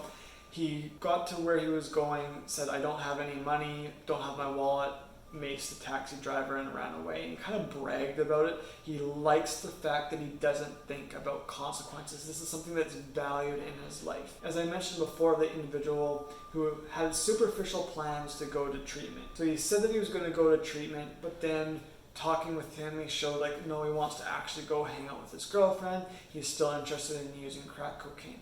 So he didn't really have a concrete plan to go to treatment, and he was very willing to deviate from that plan. Another reason for good follow-up questions is that youth will often say things like, oh yeah, I'm very organized. If you ask them how they're organized, it will be in very superficial ways. Like David would be like, I'm really organized because when I'm about to go commit crimes, I'll always make sure that I put my knife in my back left pocket, because if I'm running away from police, I'll always know to first reach into my back left pocket and throw my knife away. Also talk about Albert would be like, oh yeah, I'm really organized because I'll lay out my clothes of what I'm going to wear for the next day. So it's just really superficial things. They're not organized in the sense that they're thinking about life goals, thinking about week-to-week progress, making sure that they're completing homework assignments and things like that. So now on to the dominance domain, which speaks to the degree of power or control that an individual attempts to exert over other people and exchanges with those people. So interpersonal behaviors are the methods by which a person will engage others in order to meet their own needs. So they see other people basically as an opportunity to use that person to some sort of end. So we'll see frequent dominant exchanges between others. Rarely will we see submissive behavior or compliant behavior. So let's take a look at the symptoms of dominance. And there are 6 in total. Antagonistic describes individuals that are hostile towards other people, that are always disagreeable, or even more accurately, they like to needle at other people. It reminds me of a little brother who will just constantly pester you and pester you and pester you to get attention. And it's a way of feeling like you're in control or you're dominating somebody else by being able to elicit a negative reaction. So that's what is key about antagonism. It's drawing that reaction and seeing that power you have to make other people feel a certain way. Domineering are individuals that are kind of loudmouth, arrogant, overbearing. They want to show a lot of control over situations and people. They'll try to sort of enforce their rule or their will on power over others. Individuals that are dominating will force others to pay rent in the custody center. In a custody center cultural context, paying rent is like a tax that bigger, stronger, or more well-respected inmates will use or force others to pay. The bully will bully the other person into paying rent, and rent can be actually like financial payment or things like goods from the canteen or the cafeteria. Deceitfulness describes people that are dishonest, they're deceptive, they are two-faced, they'll work on misleading other people, cheating other people, or being like giving people a false impression. There's a big difference between being deceitful and being insincere. Insincerity is more like a specific type of deceitfulness, where it's more like a presentation of self as opposed to a presentation of like reality or history or what happened in the past. So people who are insincere will try to present themselves a certain ways. They can be very fake. They're good with coming up excuses. They'll admit to enjoying lying. Kids who are insincere will say things like, I'll ask them about a girlfriend. And if they say they have a girlfriend, I'll ask them about, okay, how do you get along with that girlfriend's parents? And they'll say like, oh, they think that I'm the nicest guy, I'm super polite to them, I'm very respectful, I use my like pleases and thank yous and so on. And I ask them, well, how come you're like that? And they'll say, well, I want to like be allowed to hang out with my girlfriend past her curfew and things like that. So if they think that I'm a nice guy, when I violate their rules, I'll like be more likely to get away with it. All people tend to have some tendency to engage in deceitfulness, but what separates individuals with psychopathy apart is the willingness to lie even when they're caught in that lie. And one of the reasons why they're willing to lie is because they really have no respect for the other person that they're lying to, or they think that they're so smart that they'll be able to lie their way out of things. So I'll give you like an example of deceitfulness. Like imagine like if you're a parent and you have a 4-year-old, 5-year-old, and kids around that age are just learning like lying is a thing, and like lying can sometimes give you advantages and things. You're dad and you're trying to get your kid ready for school, but you're also trying to get ready for work. So you say like, I gotta go get dressed, get ready for work. While I'm gone, you need to eat your breakfast. You've got your banana and your yogurt and your granola there. And then when you're done, brush your teeth. You go to get dressed, and then you come back and you see a kid just sitting there in front of the TV, and you look on the kitchen island and there's a bag of Oreos and they're all over the place. So you go and say to the kid like, hey, I thought I said like eat your breakfast, did you brush your teeth? And he's like, oh yeah, I definitely ate my breakfast, I ate my banana and everything. And you look at the banana and it's still sitting there on the table unpeeled, and you say, no, your banana's right there. He's like, oh no, but I threw that banana away. I was finished with it and I threw it in the garbage. So you say, okay, I'll go check the garbage, see if that banana's still in there. Where's the peel? There's no peel in the garbage bag. What happened? Oh, I took the garbage out because I knew that you were like late for work and I wanted to be helpful. And so you say, well, what about these Oreos? Well, Dad, a bird came in and the bird opened up the Oreo package, but don't worry, I put the Oreos away. I didn't have any. And then I brushed my teeth. And you go into the bathroom and you look at the toothbrush and like the toothbrush is bone dry. You didn't brush your teeth. No, but like I wanted to wipe it down with a towel so I wouldn't make a mess in the bathroom. Like it's just like silly things that they continue to lie about because they think like eventually I'll be able to talk my way out of it. So this is an example of like a 5-year-old. We will see sort of similar features for individuals with features of psychopathy. Individuals that are manipulative are trying to exploit others. They can be calculating, trying to figure out what can I gain, how do I have an advantage over this other person. So they're trying to control or influence other people, specifically for instrumental form of gain. So they can like feign empathy or feign like that they care about the other person. We've talked about before with the PCL, fake suicidal ideation is a way to get attention. So with manipulation, you really just feel like you're being exploited. Garrulous, on the other hand, is focusing on an individual's constant talking, wanting to be very pretentious, verbose words, trying to control the direction of the conversation, using words that are often even incorrect for the context, and they'll go off topic a lot. Dominance domain, obviously you're assessing for deceit, and so sometimes it's worthwhile to allow youth with strong features of psychopathy to continue to engage in certain types of deceit, because without challenging them, you kind of get a sense of how they want to portray themselves. Owen, for example, would repeatedly talk about his ability to manipulate sexual partners how he was able to get girlfriends to pay for his food, to pay for his bus tickets.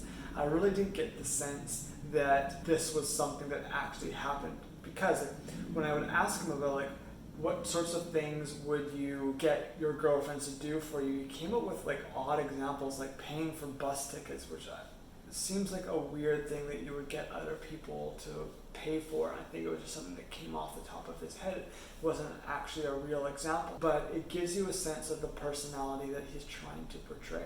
Jacob would talk about making thousands of dollars a day selling drugs, renting limos, partying in strip clubs, and he was like 14 years old. Very clear that he was not actually doing these types of things.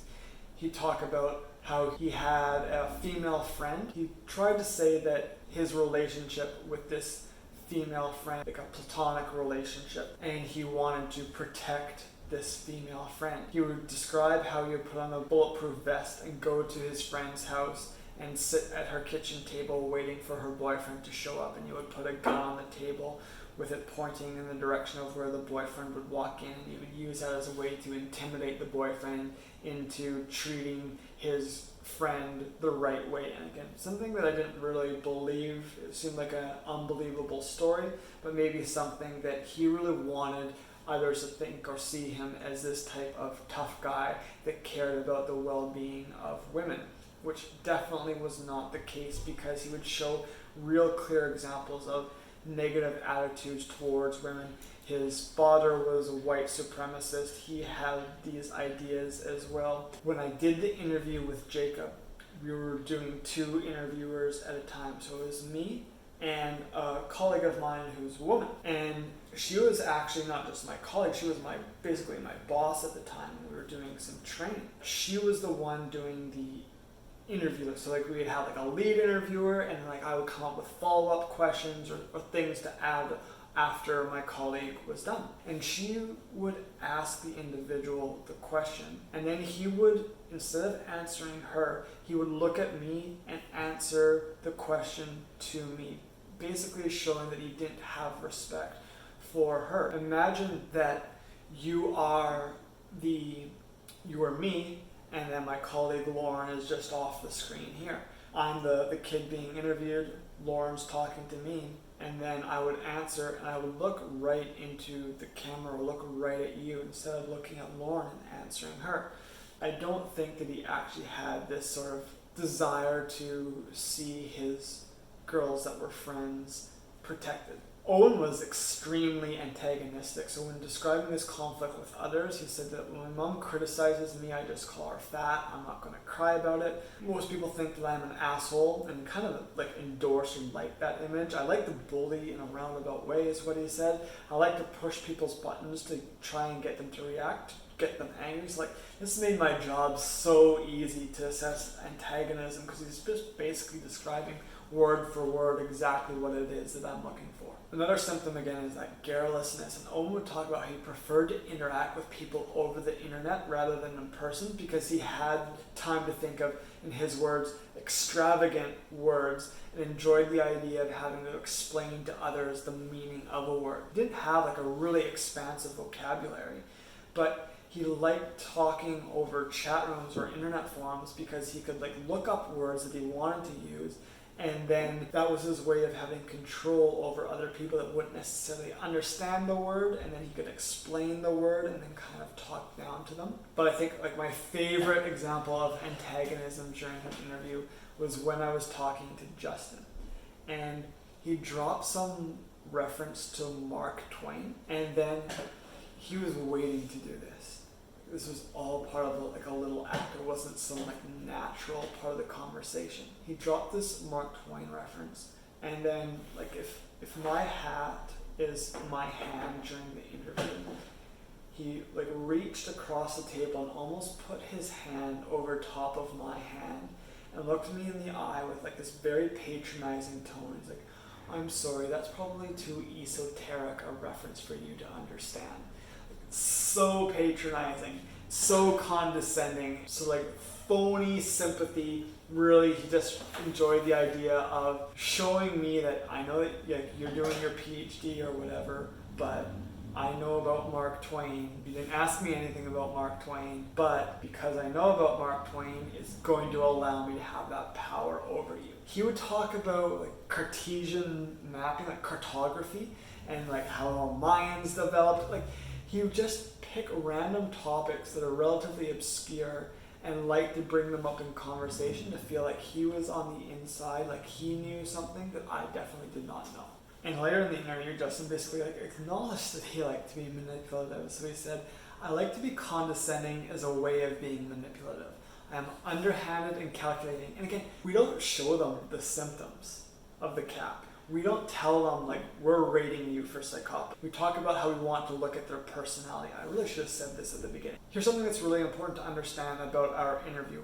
When we are assessing for psychopathy, we don't tell the youth, "Hey, we're going to assess you for psychopathy. We want to see if you're a psychopath or not, or we want to look at your level of remorse, your level of guilt, are you callous and unemotional, and so on." We just frame it as we want to get a sense of your personality. So we don't actually say like we're asking these questions because we want to look at whether or not you're grandiose or we're looking at your sense of uniqueness. We just ask the questions to say that we're trying to get a better sense of who you are. So Justin was basically almost repeating word for word the specific symptoms of psychopathy that we were looking for. And the CAP isn't something that was very well known at the time. So it's not as if I felt that he had done some research and knew that I was assessing for psychopathy and knew that I was using the CAP. I think that when he said things like, "I can manipulate things in situations," he was just being very honest about who he thinks he is as a person. Cleckley talked about the mask of sanity, and people like Ramirez and Kemper have talked about like trying on different personalities. Kemper would go into the cop bar and he would try on being a police officer. This is something that Justin actually acknowledged as well. He said like, "I'm able to be whoever I want to project. Like the arrogant, condescending know-it-all. I can mold my personality to get different reactions. I like testing the waters before I reveal who I really am." So he likes to get a sense of who other people are, what he can get away with. "I'll act calm and knowledgeable. I'll show the rest of me later on," is what he said. So this is an example of insincerity, faking or pretending to be a certain type of person to first judge the other person. Like you've heard like in hockey there's a phrase like, "Make the player make the first move" if you're playing defense. For Justin, it's kind of the same thing. He's trying to be almost neutral, not allow people to understand who he really is until he sees who they are, and then he can kind of get a sense of how to manipulate them and how to control them. When I was talking about that lying example of the youth or the child and the Oreos, and it was because it reminded me so much of my interview with Albert, who had committed a sexual offense, a really serious sexual offense against a very elderly woman who was the mother of his mother's boyfriend. She was about like 70 years old and he committed this really horrific assault, and he lied consistently about his involvement in this offense. When I asked him about what the offense was for bringing him into custody, he claimed that he had committed a homicide offense. Then I asked him for details of the homicide offense, and he described to me about how he had a brother that was beaten up very badly by this other guy, and he saw this guy in like the front window of a pizza store or something like that, and he went into his car and grabbed a baseball bat and beat this other guy to death. And it was a very detailed story, but the reason why he was able to be so detailed and descriptive, it was not because he was very creative. It's because he'd actually stolen the details of the offense from another youth that was living on his unit. He didn't know that I'd already interviewed that kid before. I knew about this story. I talked about it to the other kid about this offense. And so I knew that he was lying. So I mentioned to him right then and there, because I was getting the sense that he would just continue to be very dishonest. So to remind you, we do have access to your file, and we do know that you were involved in a sexual offense, and I wanted to ask about the offense that you were here for to get a sense of things from your perspective. Is it true that you were involved in a sexual offense? And he denied it. So I went on with the interview for a little bit more, and then decided to challenge him again. So about that sexual offense, what is actually going on there? Because there is that discrepancy between what you're saying and what's going on in your file. And then he was like, oh no, yeah, don't worry. It's a clerical error. Like, he literally said that to me. It's a clerical error. It's on my file, but it's actually wrong. And my lawyers are going to court to get this fixed for me. And don't worry, like, I'll get them to send you the paperwork when it's all finished. Like, none of this was actually happening. There's no clerical error. But he just was wanting to continue on with the lie. And now on to the emotional domain. And there are 5 symptoms of this domain that we need to assess. A lack of anxiety, which characterizes individuals that are unconcerned, unworried, they're basically like fearless. That Kemper interview is a great example of someone who seems to have a real lack of anxiety, even when he's been caught for an offense, even when he knows that he's going to jail, doesn't seem to be too worried or uneasy. And one of the reasons for this could be related to that underactive behavioral activation systems, like that fight or flight system doesn't really kick in for this individual. Does not worry about things like school tests. When they're lying, they are able to not be worried about getting caught in the lie because they really lack anxiety. Lacks pleasure is where individuals are really pessimistic, gloomy. They don't really have anything that they say that they're looking forward to. They're very unenthusiastic. So when talking to individuals about the future, they don't really seem excited for the future, even if they're about to be released from custody. They don't really respond to praise very well. So like if you say things like, you're doing great during the interview, we really appreciate it, there's no reaction. They don't really have much emotion or happiness. Or they can have happiness, but it's really, as I mentioned, happiness that is not infectious. They'll laugh at the misfortune of others. Here's where students can get really confused. On the one hand, one feature of psychopathy is a lack of emotional depth. On the other hand, another feature is a lack of emotional stability. If you are unstable in your emotions, doesn't that mean that at least you experience emotions? So here's how the two can coexist.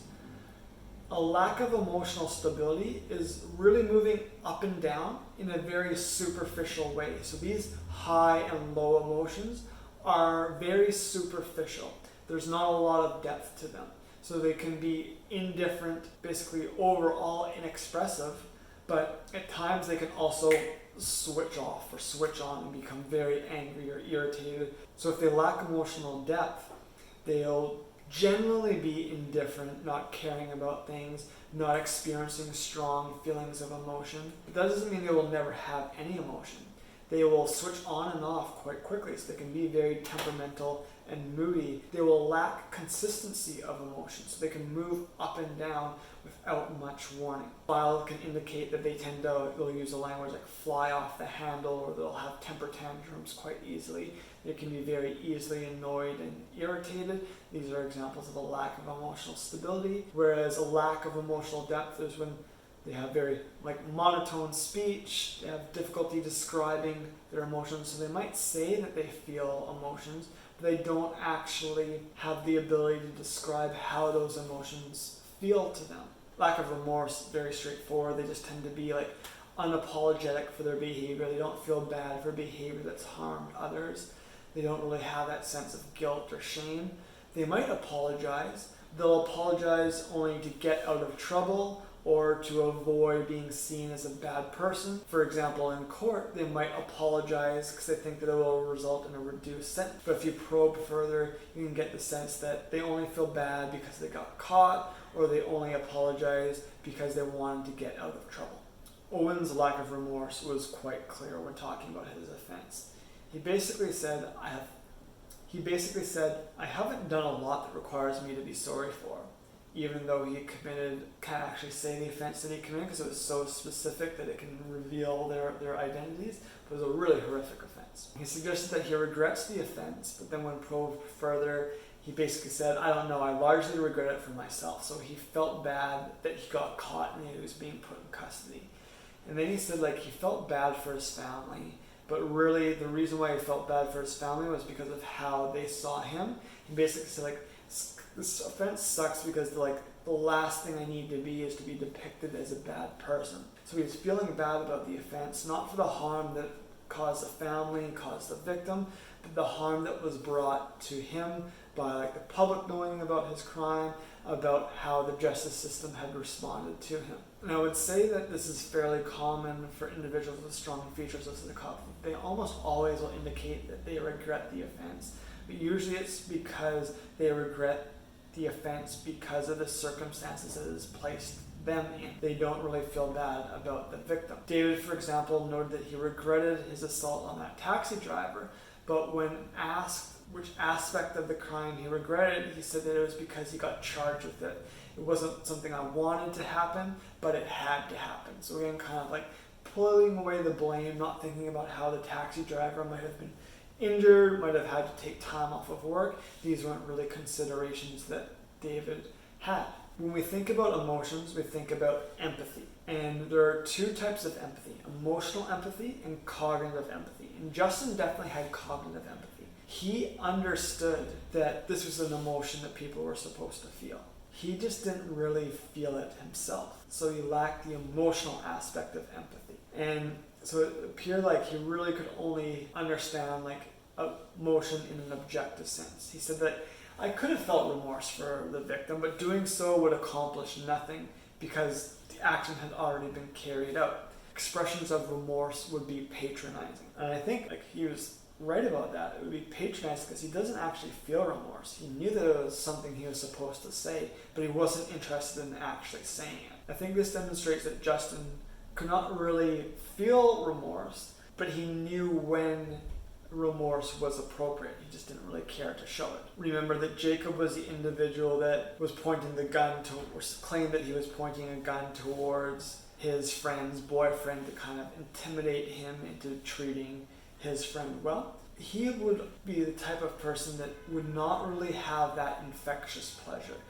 His pleasure seemed to come at the expense of others. For example, he said that he did have pleasure, but then he's told us that we couldn't really experience pleasure. We didn't have a sense of what it's like to be like powerful like him. And he said that he really had a sense of control. He said, you haven't felt empowered until you've held a gun to someone's head. So this is a great example of something that would definitely not be infectious pleasure. He's enjoying it, but obviously it's not going to bring joy to the victim in this case. Another good example of how individuals will lack pleasure is when it comes to playing sports. Albert, for example, initially said like he liked sports because he liked to win. Albert explained that the reason why he liked playing sports was because it gave him an opportunity to antagonize others. Like he liked to develop different lines that he could use. Like during volleyball, he would say things to people like losers serve, and you kind of just like needle them. He said like he enjoys doing things to piss people off. He would even not play a particular sport if he thought he could lose because he wouldn't want that individual to have that sense of power over him. Or he would make sure that he always had an excuse in case he did in fact lose. So it didn't seem like Albert actually enjoyed sports.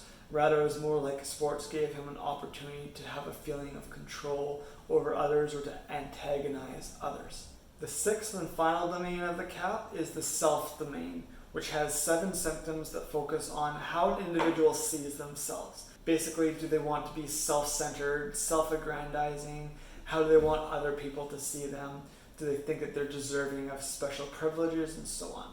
So it's about the awareness a person has of their own identity. Sometimes they don't necessarily have a very good awareness of their identity. Having awareness of identity kind of also requires having awareness of how other people see you. And for individuals that lack emotional depth or are often not thinking about things like empathy, putting themselves in the position of others, they might not see or even care about how others see them.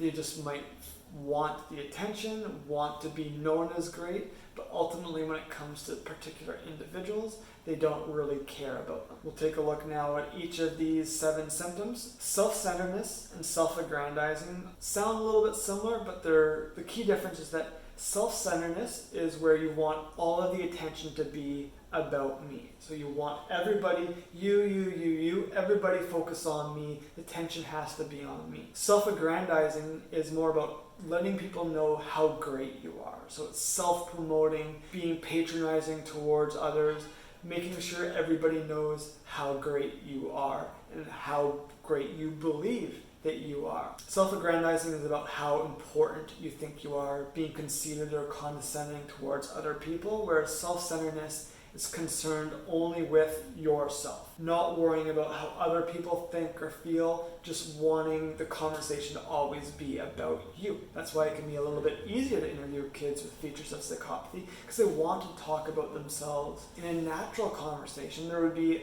a back and forth. I ask you questions, you ask me questions. For people that are self-centered, they want it to be 100% on them. When it comes to a sense of uniqueness, it's not just about like being good. It's more about being extraordinary, or again, extraordinary. Having skills, abilities, qualities that nobody else has, so they feel that they're really different from other people. Feel like their treatment could help others, but not themselves. Like, they're unique. That cognitive behavioral therapy program, that might work for everybody else, but all the kids in Custody Center here, they're really stupid.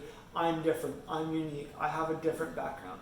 It doesn't even have to be like positive qualities. It can just be that nobody could really begin to understand them. Individuals with a high sense of self will be self-entitled, so they'll believe that they are deserving of special qualities or privileges. They should be allowed to break certain rules, or those rules shouldn't apply to them because of their specific, kind of sense of entitlement. Sense of invulnerability basically means that this individual thinks that they can do things without any sort of backlash or punishment. They can be risk-taking and they'll be able to accomplish just about everything. So they have like a sense that they don't have to necessarily work hard. Things will just work out for them, that they don't have any weaknesses. They only have strengths. They've never really experienced failure. Like, they'll actually say, like, I don't really have any failures to talk about or weaknesses to talk about. Self-justifying is about individuals that will minimize or deny or blame others for their involvement in certain behaviors. So in minimizing behavior, they might say, like, oh, well, like, the victim wasn't really hurt to begin with.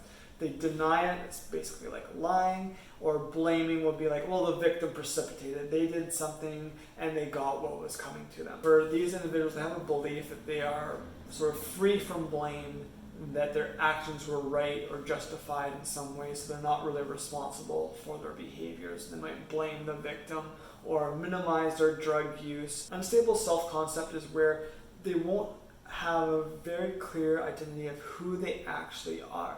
So their attitudes about themselves, who they are, constantly kind of changing. So they have difficulty describing who they actually are and how they might differ from others. Justin recognized that he kind of had a self-aggrandizing personality. I didn't ask him questions about what his body looked like, but he would just randomly talk about how good of a body he had, and that he liked to just look at himself in the mirror, and he commented that he felt most natural when he was an arrogant and condescending know-it-all. So remember when I talked about his, like, he would try on different personalities? He kind of acknowledged that, and that could actually be a really good example of the incomplete sense of self that he might have, where he's trying on these different personality characteristics, but also understanding that he felt most comfortable when he was arrogant and condescending. Even though he had dropped out of school and had been in an alternate school and dropped out of that school, he said, I need to be put on a standard of real schoolwork because I know that I'm good. When I complete the work, it's great. And teachers in his file, he even commented that he had like a very, like this is their actual quote, an arrogant and superior attitude. And I think that this is particularly damning because it's like, if the teachers are saying this about him, it's probably true. And he had even been expelled from school because of his behaviors and attitudes towards teachers. He talked at length about his superior ability to win intellectual games or arguments. And his grandmother, like, if your grandmother is saying bad things about you, you're probably a relatively bad person. And his grandmother even mentioned his superior attitude. Again, focusing on Justin, maybe like one of the best quotes that I've heard in an interview, other than maybe the time that he told me that that reference was too esoteric for me, was where he said that, in quotes, my friends are merely a fragment of myself, like a Venn diagram with me in the center, where he really felt like his friends don't really measure up to him. He's so unique from his friends. His friends will try and be like him, but nobody can really be like him. And he would even talk about how his friends would try to emulate his behavior and his mannerisms, but they would just try. Nobody could actually accomplish being who he was because he was too unique. Owen was very blunt when it came to describing his sense of entitlement.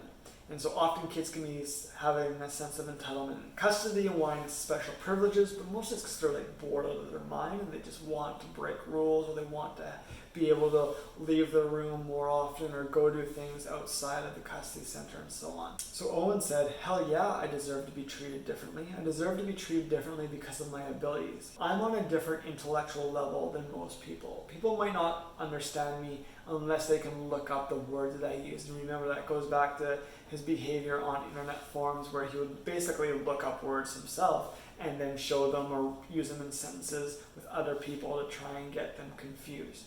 As mentioned previously, Owen had broken up with his girlfriend, and it's because he felt entitled to basically sleep around with other people because he was going to go to custody and deserve that break.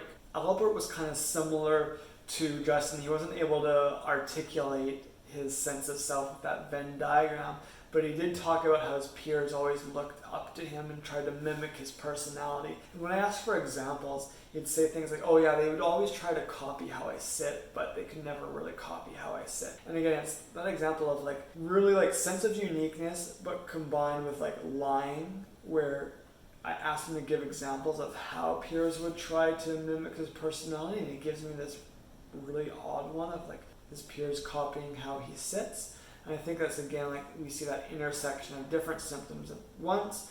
With Albert, it was a tendency to want to be seen as unique, very self-aggrandizing, but also very deceitful. And Albert would even say like, oh, it really bothers me that people try to copy my style, but I don't have to worry about it too much because ultimately they're all unsuccessful. So kind of bringing in like this sense of a uniqueness with like sense of self-aggrandizing where, yeah, people could try to copy me because I'm very unique, but I'm too good to be copied. Justin's sense of self was wrapped up as well in other people, and here's where assessing psychopathy can become quite difficult because it's easy to confuse when an individual cares about other people truly versus when an individual uses others as a way to help shape their identity. And the reason why individuals with features of psychopathy might use others on top of that manipulative purpose, they might need other people to help shape their identity because, as I mentioned, one of the symptoms is like that incomplete sense of self. So they might use others to sort of form who they are. We could really see this as well if you ever watched interviews with Richard Kuklinski. He basically would constantly talk about how much he cared for his family. But I think that he was also quite abusive towards his family, and I think he used his family as a way to shape his identity as a family man. Like he liked that sense of being a man's man, hosting the barbecues. It wasn't because he cared about other people. He liked that that was a way for other people to view him.